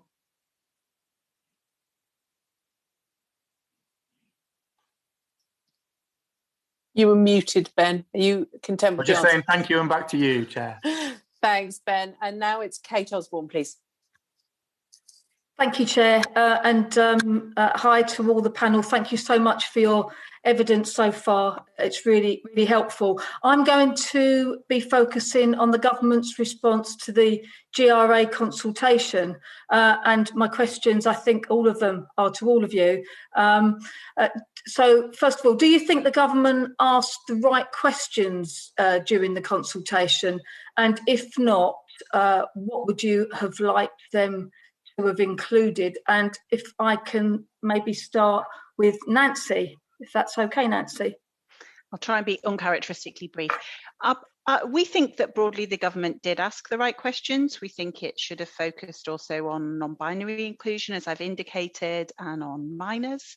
But in general, as a consultation, the problem was not the questions. The problem was that the consultation remained open for such an extraordinary length of time, which allowed kind of a lot of kind of anti-trans mobilisation to happen, and that the government, most importantly, then didn't respond to its own consultation. So all of the things that we've been talking about today in terms of demedicalising the process, in terms of having a simple statutory declaration, in terms of removing spousal veto, were supported by the public when they responded to the consultation. So I think from our perspective, there are some things that could definitely have been improved about the questions, but the primary issue was not the questions, it was the failure to act and the failure to then respond to the answers the government got.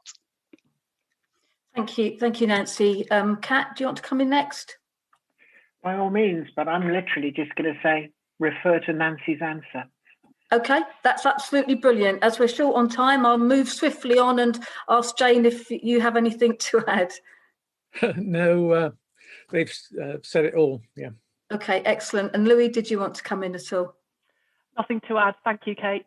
Okay, right, I'll move on then. Brilliant. Okay, so Nancy, you kind of touched on this, I think. My next question is that the government opened the consultation in 2018 and responded in 2020. If you can let me know or let us know your view of the time taken for the government to respond, and what else, if anything, do you think the government should have included in its proposed changes, and why? Shall I go back to Nancy first of all again, please? So I think that there was no reason to leave the consultation open as long as it did.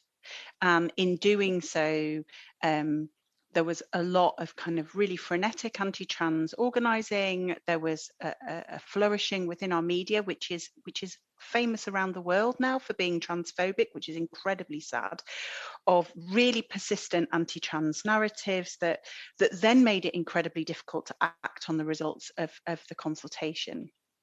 I think that many of the things that the public in their responses asked for are the things that we would have wanted to see. So what we've ended up with is really some very minor, I mean valuable, but minor changes to the scope of gender recognition, when what we could have done is step back into the space of being amongst some of the leading nations internationally with kind of simple, dignified processes of self-declaration. And the government had the mandate for doing that in terms of the responses to its consultation. And it's just unclear to us why they didn't take that political leadership at that time. I think the other thing just to say is that there are still things that can be done within the scope of non-legislative GRA reform that we would really recommend the government uses this opportunity to do. And I think, you know, the setting a clear timescale and moving on in a kind of really positive way around digitization, removing the fees, but I think also really importantly, streamlining all of the medical components of this process and the panel components of this process, which are not required, all of them on the face of the current Act.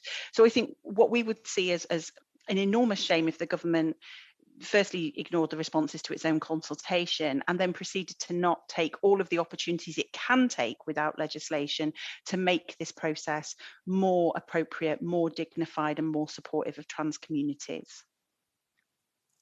Thanks very much, Nancy. Kat, can I come to you next? Do you have anything to add? Nothing substantive. No, again, Nancy's put it in a nutshell. The problem with the consultation was that when it closed, nothing else happened. Okay. Jane? Well, there were over 100,000 valid responses, so it was appropriate that the government would take some time if they were going to consider them carefully. However, I was very disappointed about the time it did take to respond, particularly when that response demonstrated an ignorance of the bulk of the evidence submitted. I'm grateful to you on this committee for keeping the consultation alive, and I hope it's not going to be another waste of everybody's time. All those 100,000 responses, all the thought that went into it, all the time people spent. Is it invalid? Is it gone to waste? And we've been through it all before. And as has already been alluded to, there were people who were hostile to the rights of trans people, submitted pre-populated questionnaires. Only 1% of the respondents had actually submitted an application or had one granted. And yet, in spite of that, a vast number of responses from the public were incredibly supportive of what we wanted, getting rid of the bureaucracy, getting rid of the intrusive medical statements and so on. So I hope that, that when you eventually question the minister, you'll do it rigorously on why all these responses were rejected, all these people's efforts were thrown on the scrap heap in such a cavalier manner. Okay, thank you, Jane. Louis, did you have anything to add? Just a few points to add, Kate. Thank you. Conversation is massively important, and respectful debate is massively important. But what we saw within the interim period was a dangerous move to questioning the existence of trans people within this country, and we saw that play out mainly, as Nancy referred to, within the media. And no doubt this delay in response did contribute to that continuing and snowballing throughout that period of time. There was no unequivocal message from government to say, this is where we stand, we include trans people, and we will not tolerate intolerance. And I'd further add that again, what we referred to earlier about this confusion between the Equality Act and the Gender Recognition Act, that delay added to that having more fuel, and this idea of incorrect information was being put out, and the time added to this, as I say, idea that this erroneous information was correct. So that was a huge problem. And just to make a bullet point note of obviously what our service users were incredibly disappointed at not seeing in the response was no under 18 recognition, no non-binary recognition, there was no demedicalisation, and there was no eradication of the 2-year real life experience test. Okay, thank you. I'm going to move on. We are really tight for time, so if you can please try and keep your answers as short as you can, although still answering, of course. What should the proposed nominal fee be for the GRC, and should a fee indeed exist at all? Nancy, can I go back to you? Our preference would be nothing, and if it has to be a fee, it should be the lowest possible fee so as to create no barriers to people in accessing a GRC. Thank you. Kat? Well, the main reason why the fee is set high is because of the degree of bureaucracy and the fact that there's a panel of learned judges. If you take the complication away, the fee can go too. Thank you. And Jane, I want to bring you in next, but can I just also add in that in your written evidence, you argue that the fee is not a key issue, but both the LGBT National Survey and GRA consultation state that the fee is a barrier to many. So at the same time as giving us your views on the fee and whether there should be one, could you also maybe expand on your view of it not being a key issue? Thank you. Well, it's not a key issue. It is the fee obviously is an issue, but it's not a key issue because all the other issues we've been discussing this afternoon are far more important. And we're not clear what the purpose of the fee is. If it was absolutely clear, then perhaps we'd be happier about it. But as Kat's just said, if the whole system was simplified, if we got rid of all the bureaucracy, there wouldn't need to be a fee or just a notional fee. But if it was just a notional fee, it probably costs more to collect than it actually bring in. So, that's what I mean. Really, it's not that the fee is not an issue. It's just a minor one compared with all the other ones, which are much more important to us. Okay, thank you. Not because we're wealthy or anything, but you know. Louis, did you have anything to say on this? Nothing much more to add, Kate, just simply to suggest that obviously with the recommended system that we've put forward, the fee wouldn't have to be any higher than the cost of a new birth certificate. And just echoing Nancy's point there, that there should be an opportunity for a waiver fee for those who can't afford that. Okay, thanks very much. Okay. Okay, I'm going to move on. Earlier on, I think Nancy and Kat both touched on this around digitalisation. So what key changes would you like the government to make when digitalising the GRC application process? And do you have any concerns about it going online at all? Nancy, can I start with you again? So I think there's kind of 2 points to make. Obviously, digitalisation is very good for access in certain circumstances, but we need to think about how people will then access GRCs who are digitally excluded for a range of reasons, which can include poverty, also disability and other factors. So I think it's important to think about what does the non-digital pathway look like.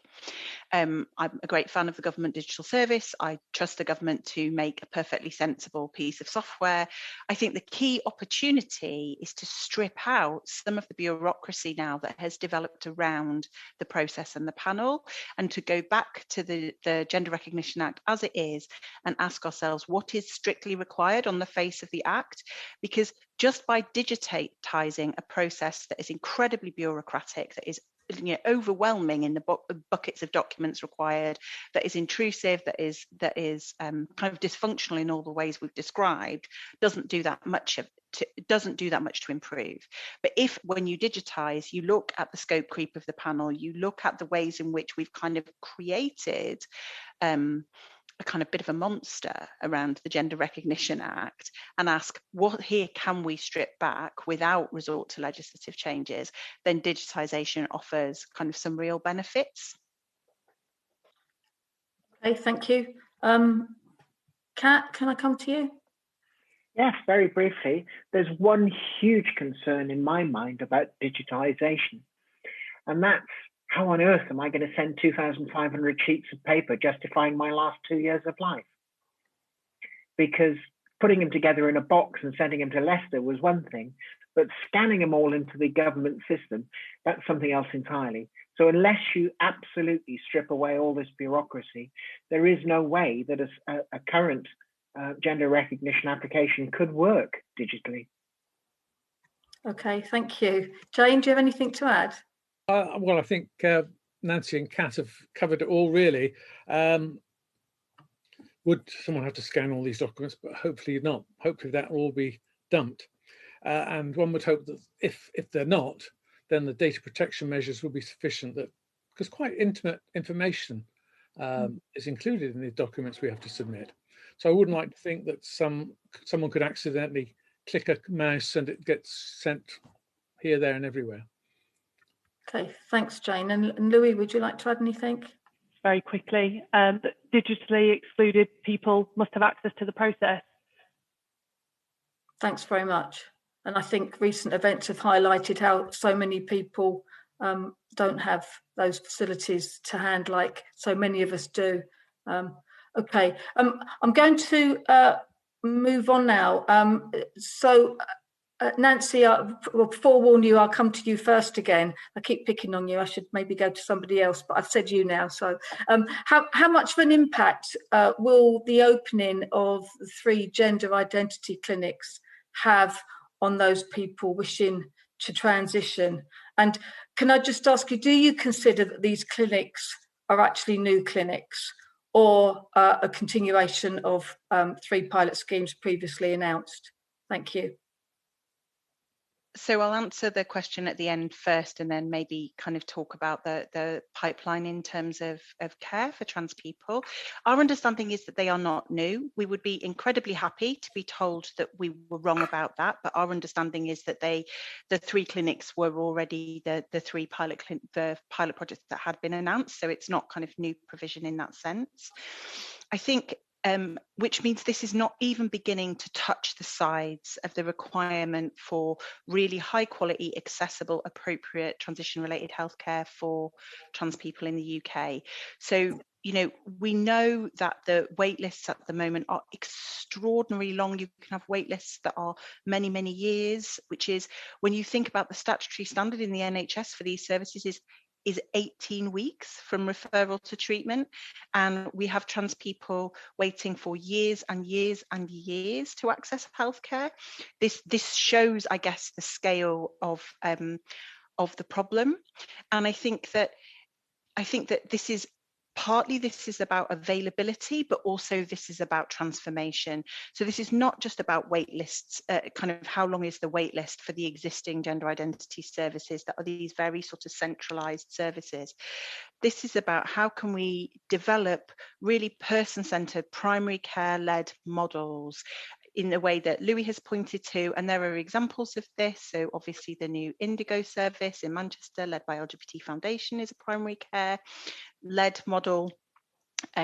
In Wales, the Welsh Gender Service has always been moving towards a much more primary care-led model than we have in England.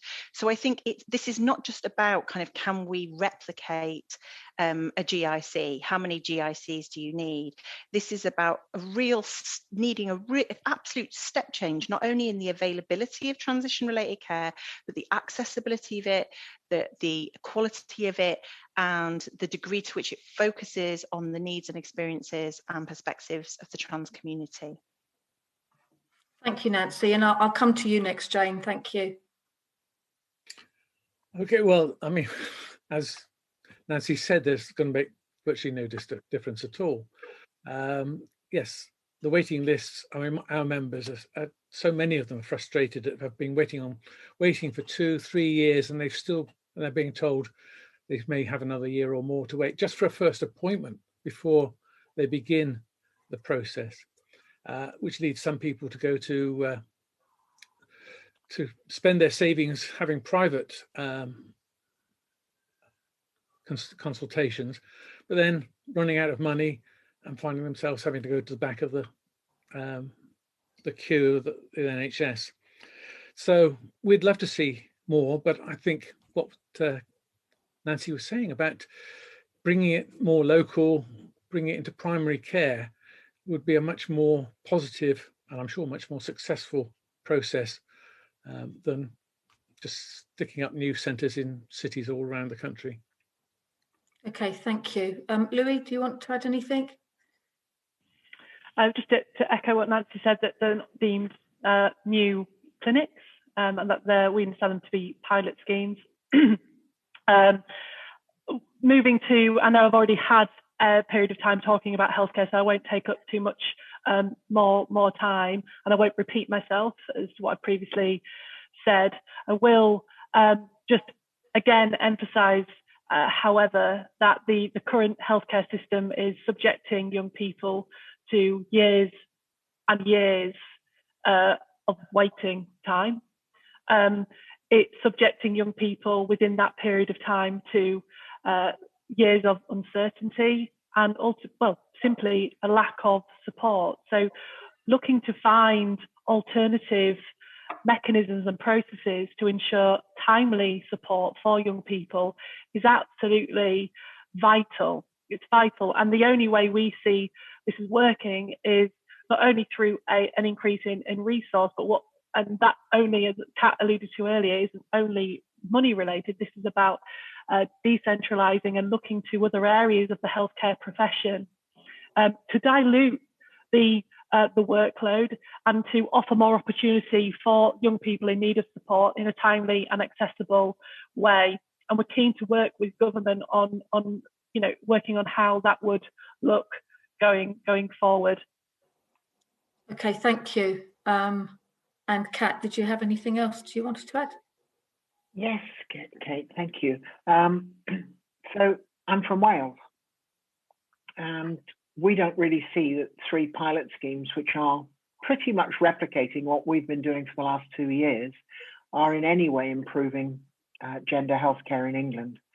I urge you all to look at the Welsh model, the new Welsh Gender Service. It's completely different. It's rewritten the book on gender treatment. And the model we took wasn't anything to do with gender. It was to do with type 2 diabetes.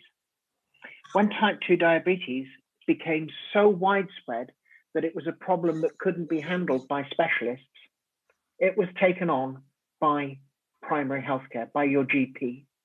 And nobody expects to be referred to a specialist now just because they've developed type 2 diabetes. Your GP will deal with it locally. So in Wales, the system is very simple. We have some additional training, which is being offered to any GP that's interested. And that additional training qualifies them to be the lead on gender identity within their GP cluster. So I think we've got 70 clusters in Wales, something of that order. And each of them has got at least one specially trained GP. So your GP, who may not have the knowledge, only sends you to that cluster GP, who is going to be someone in your town, your locality, somebody very close with that extra training. That GP has got access to the gender centres. We've got one in Cardiff at the moment, but we're planning another 3. And that gender centre is there for 2 reasons. Firstly, to provide expertise to that cluster GP. And secondly, to provide a place for that GP to refer more complex cases. And again, Louis mentioned earlier on that the vast majority of people don't need medical intervention. The vast majority of people just want to talk to somebody about this problem and potentially to transition socially. A tiny minority actually need to proceed all the way as far as surgery. An awful lot stop at hormone treatment. And if that can be provided locally, the idea in Wales is that within a week of you going to see your GP, you're seeing someone who can prescribe hormones for you, if that's the pathway that's requested by the patient who leads the process. And it doesn't cost us a fraction of what it would have cost to set up 4 gender identity clinics in Wales. It's not a money solution. It's a complete fundamental rewrite of the system.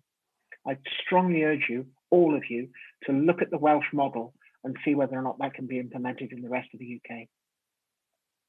Okay, thanks very much, Nancy. Sorry, thanks very much, Kat. Okay, so how well do you think the Equality and Human Rights Commission has engaged with the government's consultation and its response? And what more, if anything, would you have liked to have seen from the EHRC during and after the consultation process? And I think I'll start with Jane this time, please. Thank you, Jane. Well, thank you. Well, from what I've seen of it, they don't seem to say very much. I'm very disappointed, really. So I haven't got much to say, unfortunately. I wish I did, but I'm sure someone else has got more to say on this. Okay, Kat, can I come to you next? By all means, but the answer to that is that they have tried to engage. I'm not sure that they've actually got any point of engagement.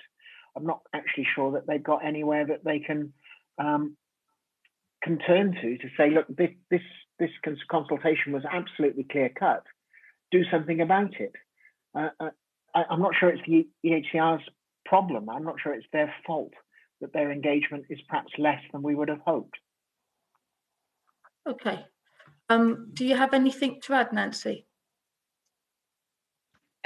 Just briefly. So, I mean, we're broadly supportive. The position that the EHRC has taken around GRA reform, particularly since they've updated their position on spousal veto since the consultation, and we recognise that they've made some incredibly useful public statements that clarify the difference between the Gender Recognition Act and some of the Equality Act protections around single-sex spaces that we were talking about earlier with Ben, and also the clarity that they've been able to bring to the question of Equality Act and Equality Act exemptions. So I think we really recognise that there has been a lot of good work done by the Equality and Human Rights Commission in this space. We would love for them to engage kind of more wholeheartedly in the defence of trans people as a very small minority that is extremely vulnerable to discrimination and exclusion and abuse. And I think the kind of response that you've got from Jane and from Kat is really instructive in that regard. You kind of say, well, what has the Equality and Human Rights Commission done? And to a degree, the question is, I don't know, and that shouldn't be the case for a human rights body. Okay, thank you, Nancy. Louis, do you have anything to add?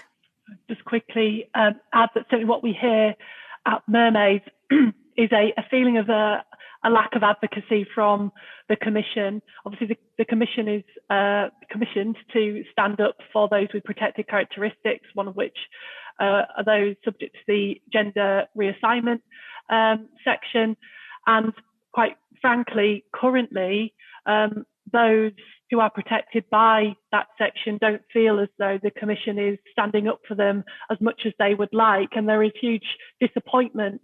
But there is a commitment to wanting to work with the Commission and want to change that. But I suppose the feeling around the Commission, certainly from the trans population, will only change through public action, and we hope to see that in the near future.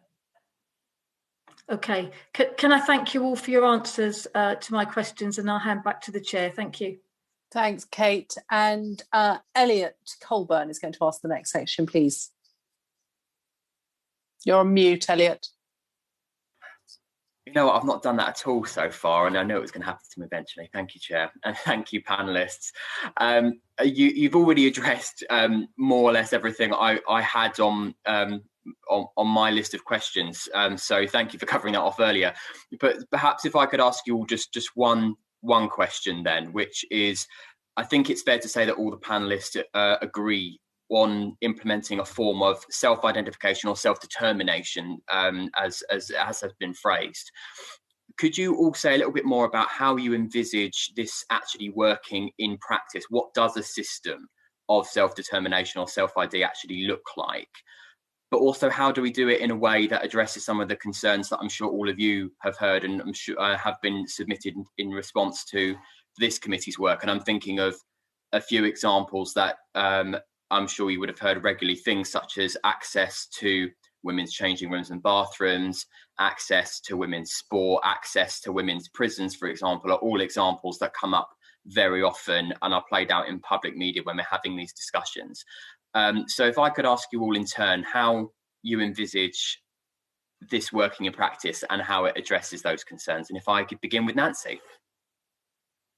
I'll try and be brief. So I think on the basis of the first part of the question, which is kind of how would we envisage it working, I think we would support any sensible kind of legally witnessed statutory declaration process that's in line with all of the other processes we use around identity documents, things like passports, etc. So, I mean, one of the great tragedies around Gender Recognition Act reform is this is something that is really simple that could have made trans people's lives better, that cis people like me endlessly make much more complicated than it needs to be, right? I think in terms of the kind of concerns and arguments that get raised about single-sex spaces, prisons, etc., the first and most important thing, and it is hard to overstate this, is those things have got nothing to do with gender recognition certificates. They are also scare stories about trans people, so that, you know, I can kind of talk to the committee probably ad infinitum, as I already have talked at great length, I'm afraid, about the idea that trans women are dangerous, etc. But a GRC is not how you get into a women's refuge. A GRC is not how you get onto a women's football team. A GRC is not how you get allocated into particular parts of the prison estate. So I think it's so important when we think about the process for legal recognition of trans people that we don't fall into the trap of reiterating those arguments when they have no legal or factual relationship with any of those contexts. I will resist the urge to kind of refute in detailed ways all of the arguments around single-sex spaces, because I think that just adds to the confusion. Thank you so much for that, Nancy. Louis, can I move on to you next? Yeah, thanks very much, Elliot. Yeah, quickly, we've got other systems already in place that we can learn from. So the passport system, for example, driving license system, for example. Broadly, a process would essentially be, would remove, as we said, any medical requirements, any evidential requirement around lived experience. And we'd be keen to work closely with the committee and government on really working out how that would look intricately. But as I say, there are already lessons that we can learn from systems that are already in place. So I'd say that there. And in relation to self-ID, yes, just we can't say enough, we must distinguish the GRA from the Equality Act. That has been said a number of times, but just to say it again, but of course we have seen that it has been claimed that a process based on self-ID would undermine women's rights specifically, and that it would increase the risk of harm. There is no evidence to support this. I can't bold, italic, underline that enough. We as policymakers should be looking to evidence to make our policy. There is no evidence to support it. The fear of something happening, which is all this is, that is not evidence, should not be used to stop progress. And just to finish here, I just want to say that we cannot reduce the huge problem of violence against women and girls that we know exists and we absolutely must tackle. We cannot reduce that by pointing the finger to a marginalised population. This is a tactic that has been done throughout history and it's happening today in modern day Britain. Thank you very much, Louis. Jane, could I bring you in next? Okay, thank you. Yes, of course, yes, we're not we've already self-identified. It is the declaration that's the thing. And I would recommend that the panel look at the Irish form. It's incredible that the Irish government is ahead of the British government, I find, but it's very simple.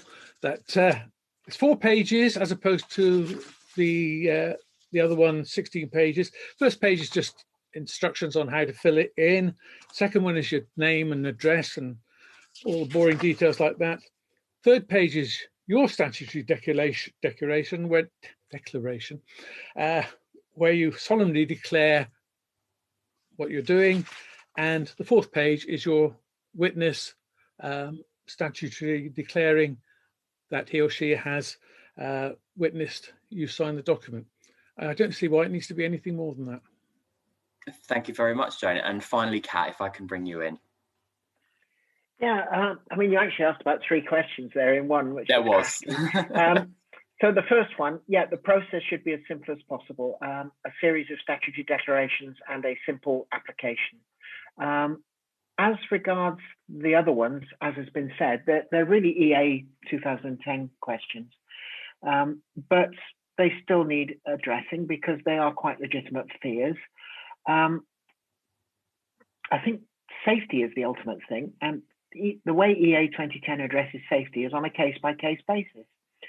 So if somebody's to be put in the female estate in prison, for instance, a risk assessment is carried out. If that person would, quote, pose a risk to the rest of the estate, they're not put in the female estate. Now, you'll notice I never used the word trans in that explanation because that simple rule applies to both trans women and cisgender women. If they pose a risk to the rest of the female estate, they're put in the male estate. So, you know, where does the trans issue in that come into play? Second one, sport. I actually helped write the MOD's guidelines on sport within cadet forces.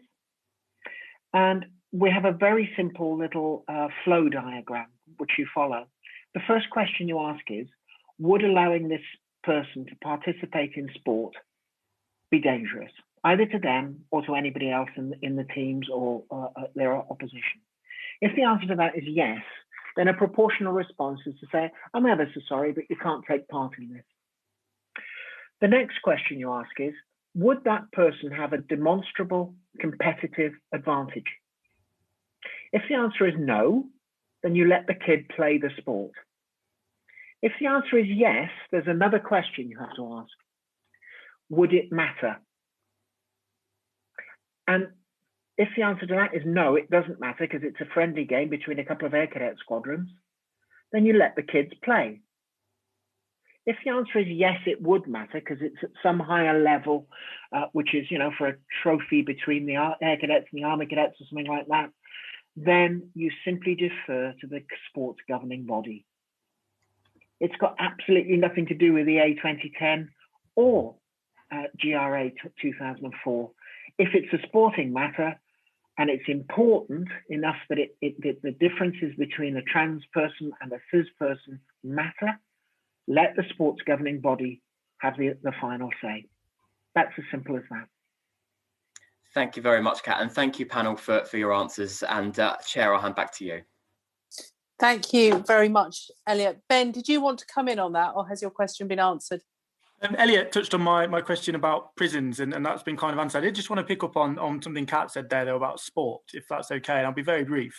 Only just around kind of the issue of fairness, really, and we've seen high-profile examples of trans women who, a cyclist, for example, who has won various global world medals as a cyclist who was born female, born male, and now competes in the female sport. Do you recognise that, I mean, what you said there about risk seems very sensible. Do you recognise that people feel that might be unfair? And kind of what's your answer to that, regardless of the level of it? And equally, do you see and recognise that there are lots of lobbyists in the trans lobby, for want of a better phrase, who haven't expressed that kind of thought, that who have been pushing for inclusion in things like rugby, for example, or across a range of sports where it might pose those risks? I just come back to my answer, really, Ben. I recognise that there are concerns. I'm not quite sure I recognise that they're legitimate concerns. There are no elite trans athletes in Britain, not one. And there's a reason for that, and that's that most of us aren't good enough. I mean, I certainly couldn't compete in any sport now, not that I ever did. As say, at 14, I played rugby, but I wasn't very good at it then. The simple fact of the matter is the sports governing body should be the final arbiter. Yeah, there's a feeling that, you know, being trans might give you an advantage. There isn't awful lot of evidence that it's true. And if cycling have made a mistake and allowed somebody to compete when they haven't lost the advantage, they simply need to have a look at their own rules again. For the most part, certainly, I can see Louis wants to chip in on this one. Certainly for the most part, young people, which is obviously who I was writing rules for in the cadets, don't have any advantage because the hormones haven't kicked in to give the advantage yet. And it's hormones that give the advantage, not chromosomes. The next stage on from there with an adult athlete is almost always that they need to reduce their testosterone to an acceptable level. And having done so, they need to wait for a considerable period of time. And I can promise you, I am so much weaker than I was before I transitioned as a result of virtually zero testosterone for the last 10 years or so, and cross-gender hormones during that time as well. There is absolutely no way that I could compete with my old self in any sport. So yeah, I think there are concerns, but I question their legitimacy. Thank you, Kat. Louis, sorry, you've got your hand up. Very aware of the time. I just wanted to make the quick point that when we're talking about unfairness, and unfairness that I want to illuminate is increase in barriers and lack of opportunity because of who you are. We work very closely with young people who enjoy sport. Sport's a wonderful thing. And we believe very strongly that every young person and individual should be able to participate in sport as who they are without requiring a change to their biology. Thank you. That was it, Chair. Thanks very much. The next questions are from Bel Ribeiro. Addy, please.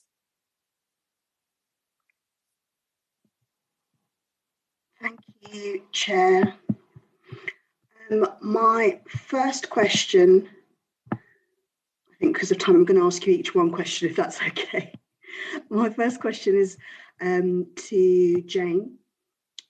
Different pieces of written evidence have outlined their different views on defining the term trans, a woman's place, and Stonewall both agree that the term has a much broader application and is therefore an umbrella of 17 individual categories. As Stonewall's umbrella term of trans describes a different and much larger demographic than the one for which the GRA was intended, do you believe that the Act should be reformed to fit this new definition, and why? Well, we would define trans, like Stonewall, as an umbrella term for anyone that experiences gender variance or gender diversity, or people use all sorts of terms. So anyone who feels, sorry, my phone's there. So we see, as I say, we see trans as an umbrella term, and we're happy with that. We see no reason to change it. It's simple for everyone. Thank you, Jane. Nancy, hello Nancy. We've received evidence arguing that Stonewall's umbrella definition of trans, with its inclusion of the term cross-dresser, could not have been the intention of the Equality Act to imply that cross-dressers have the protected characteristic of gender reassignment. How would you respond to this, and can you elaborate a bit more on the definition? Sure. So firstly, I'll just make the obvious point, which is that Stonewall isn't the government. So one of the reasons that Stonewall's definition of what comes under the umbrella trans isn't relevant to the Equality Act or the GRA or anything else is that we're not the government and we don't get to write legislation. So for me, context is really key here. So if we're talking about what is the appropriate definition of trans or transgender for the Equality Act or for the purposes of the Gender Recognition Act, the thing we're talking about here, we might agree that a kind of narrower definition was useful. For the kind of work that we do in terms of outreach with communities, being welcoming, including being welcoming to people of many generations. So some of the terms that are under the trans umbrella that Stonewall uses or that others have recognised were much more common in older generations. And some of those, some of the labels that you might see are much newer. And for us, if we're providing a programme, we want to make sure all people who feel it's relevant for them feel welcome and feel invited in. And so I think that's the main thing that I would say, kind of, and what we would argue for, whether it's a definition of trans or whether it's a definition of man, or whether it's the definition of woman, or whether it's in most cases the need for just gender neutral statutory drafting, which I'm a big fan of, would be completely context specific, if that helps. Thank you, Nancy. Kat, I'm going to ask you the last question for me. Many pieces of evidence in this inquiry have expressed the problematic conflation between sex and gender in the GRA legislation, and it's been argued that the government should clarify the definitions of sex and gender. Do you think that there should be a statutory definitions of sex and gender? And if so, why or why not? And how would you define the two terms if you were given the chance to reform the legislation? That's a really good question. Sex and gender are different, and neither of them are defined in the GRA. I mean, the simple fact of the matter is that we're not talking about a sex recognition act, we're talking about a gender recognition act. And whereas sex might be described as some biological factor, the definitions that we're seeing bandied about in arguments against GRA reform remind me of, I'm not even sure which year you call it anymore, year 11 biology, GCSE biology. They try to reduce everything to the simplest possible terms of XX or XY. And that is so infantile, it's almost impossible to believe that people are using that argument. I mean, it completely ignores the fact that there are numerous combinations of human chromosomes, all of which result in somebody. Whether or not that person presents as female or male, they're still a person. And they expect the same dignity that everybody else does. And most of those result in what we call intersex conditions. And intersex people almost seem to be ignored in this whole discussion. You can actually use intersex as an umbrella term if you accept that intersex can also include the sexual disorder, which is called being transgender. And some intersex people are very happy to be under our umbrella, which is a very broad term. Some, on the other hand, object strenuously if we try to put them under the umbrella, because it's not our umbrella, it's their umbrella if we're trying to pull them under it.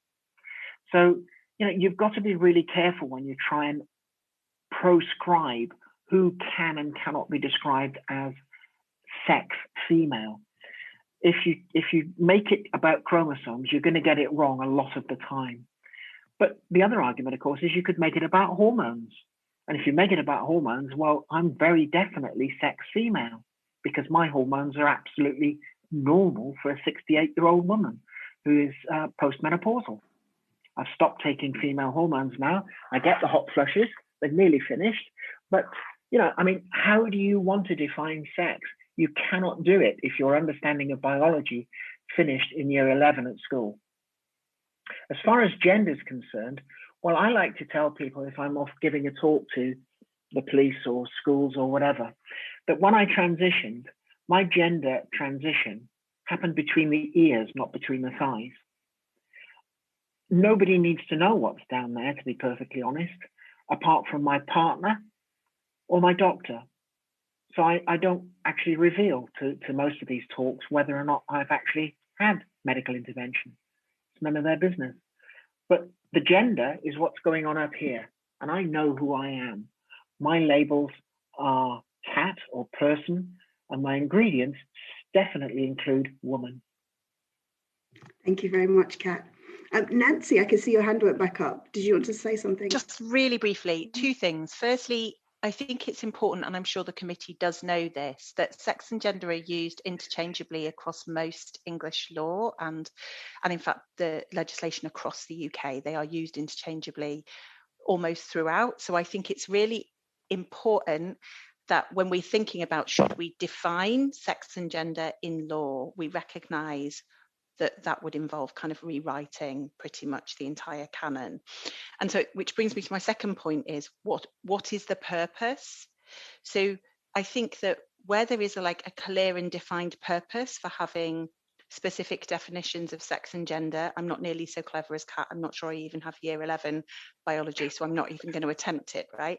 Where there is a specific need to define, we should define around that purpose. So kind of a good example, though I know it's contentious, but I'm going to try and say it even though everyone always gets terribly aerated, is if you are the NHS and you're interested in cervical smears, you will very commonly use women as a way of understanding your population group.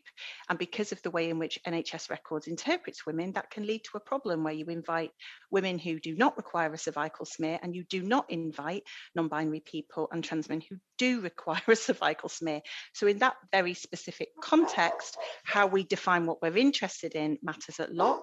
Another example, sorry, my dog, is I think what was accidental in the recent maternity bill, which has created a situation whereby insisting on kind of sex-specific language in a piece of legislation that was originally drafted in the normal gender-neutral terms, we've accidentally created a situation where if there was, and wouldn't it be lovely, a trans man who wanted to go on parental leave because he was pregnant whilst a government minister, we'd have to pass a whole other act of parliament.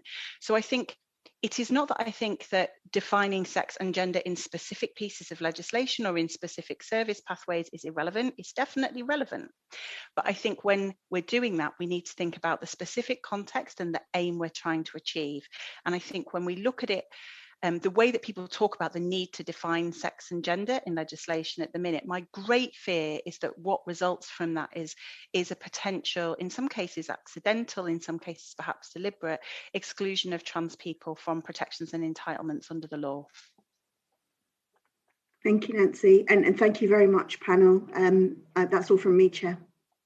Thanks, Belle. The last set of questions coming from Angela Crawley. I'm conscious that we're running slightly over time. We will need to be done fairly swiftly. So can I ask for succinct answers if at all possible? Angela. Okay, thank you very much. No pressure, but this is the final section, so we will try and get through it as quickly as we can. My first question is to Nancy and to Kat, and we touched on it earlier, but what countries should the UK look towards for best practice when considering how to progress the gender recognition legislation? I'll kick off with Nancy. So I'm going to say the obvious, which is Ireland. We think they do a great job. They're very close. We love them very much. But they are not the only European country that already has a really straightforward gender recognition system based on self-determination. So also Denmark, Norway, Ireland, Luxembourg, Malta, Iceland. These are all good places to look. Okay, thank you. And over to you, Kat. Yeah, I would echo that entirely. Argentina led the way, Ireland followed, Malta followed, and it's interesting to note that those are countries, because of their religion, which one would normally expect to be quite reluctant to be liberal in this way. But in fact, of course, we led the way in 2004, and now we're following those three Catholic countries. And yeah, I would strongly urge that you look at the Irish model. Okay, thank you. And Jane, you also touched on that earlier as well. Just on the Ireland's model of legal recognition, it has been cited as amongst the best in international practice. But what is your view of the system of legal recognition? Do you think the UK should adopt or seek to adopt a similar approach, or are there other countries such as the ones you mentioned that have a better approach? Loie, you might want to come in on this because I know you. Yeah, thanks so much, Angela. What I would say in relation to Ireland, obviously addressing those under 18, so there is the possibility for a 16 and 17-year-old to also access legal gender recognition. There is a specific system there that still requires medical evidence, and also requires parental support. And for those under 16, as far as I understand, that is currently being considered. So we're, quickly, Ireland, there are absolutely teachings and learnings that we can take from that system, but it's by no means a gold standard. And what I would encourage and be very welcome to engaging with the committee on is what would be essentially a pick and mix exercise, which is really, and I'm happy to put this in written form to you, which should be identifying what we can really take as sort of those gold standard models from various states around the world, of which there are many. So, for example, there are 9 countries that offer under 18s legal gender recognition, offering sort of a pick and mix picture as to which aspects of those we think would be helpful when considering this issue further. Okay, well, I think that evidence would be incredibly helpful to the committee, Louis. So please I'll sort that, Angela. Yeah, no problem. Thank you. I'm so sorry to all of you that we've had to kind of truncate this section. So my very final question to each of the panelists, and if you could give the briefest response you possibly can within the time that we have left, how well does the UK interact with the international principles of trans equality? And I think for a wee change, I will kick off with Jane, if that's okay. Sorry, Angela, could you repeat that? Absolutely. Sorry, I might have caught you off guard there. How well does the UK government interact with the international principles on trans equality? Just as brief or as short as you like. To be honest, I'm not sure. Good enough. Thank you. I'll let other people who know better come in. Okay, thank you, Jane. Can I bring in Kat? By all means. Poorly, in a single word. I think even when we get down to the way the gender identity clinics currently work, what they should be doing is simply following WPATH guidelines. The World Professional Association for Transgender Health is the definitive best treatment pathway worldwide, apart from the UK, where we seem to think we know better. Okay, thank you. Louis, would you like to come in? A quick acknowledgement that we can look to the European Rainbow Map Index to illustrate the unfortunate, supposed demise, which might sound exaggerated, but it's not, in how the UK is perceived in respect to trans rights. So we've moved from 5th place to 9th over the past few years, and for reasons around healthcare as well as legal gender recognition. So we should really take that very seriously and look to learn from our international colleagues and work with best practice. Again, I'm happy to provide more information around that in written form, given the time pressing now. Absolutely, and I think any evidence from Mermaids would be appreciated. Thank you, and final word from you, Nancy.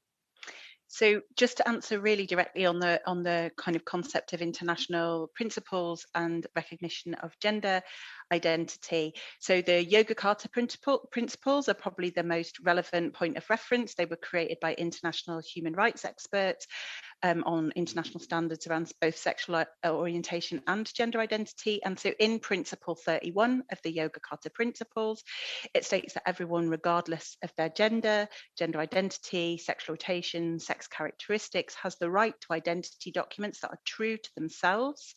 And it calls on member states to ensure access to quick, transparent and accessible mechanisms, and states that there should be no eligibility criteria such as medical or psychological interventions or psychomedical diagnoses that should be made as a prerequisite to those changes of one's legal sex or gender. So that Principle 31 is so far away from where we are in terms of a kind of an appropriate, dignified, valuing of trans people system for gender recognition in the UK, and that is the relevant standard in our view. Okay, thank you so much to all of you, and I'll hand back to the chair.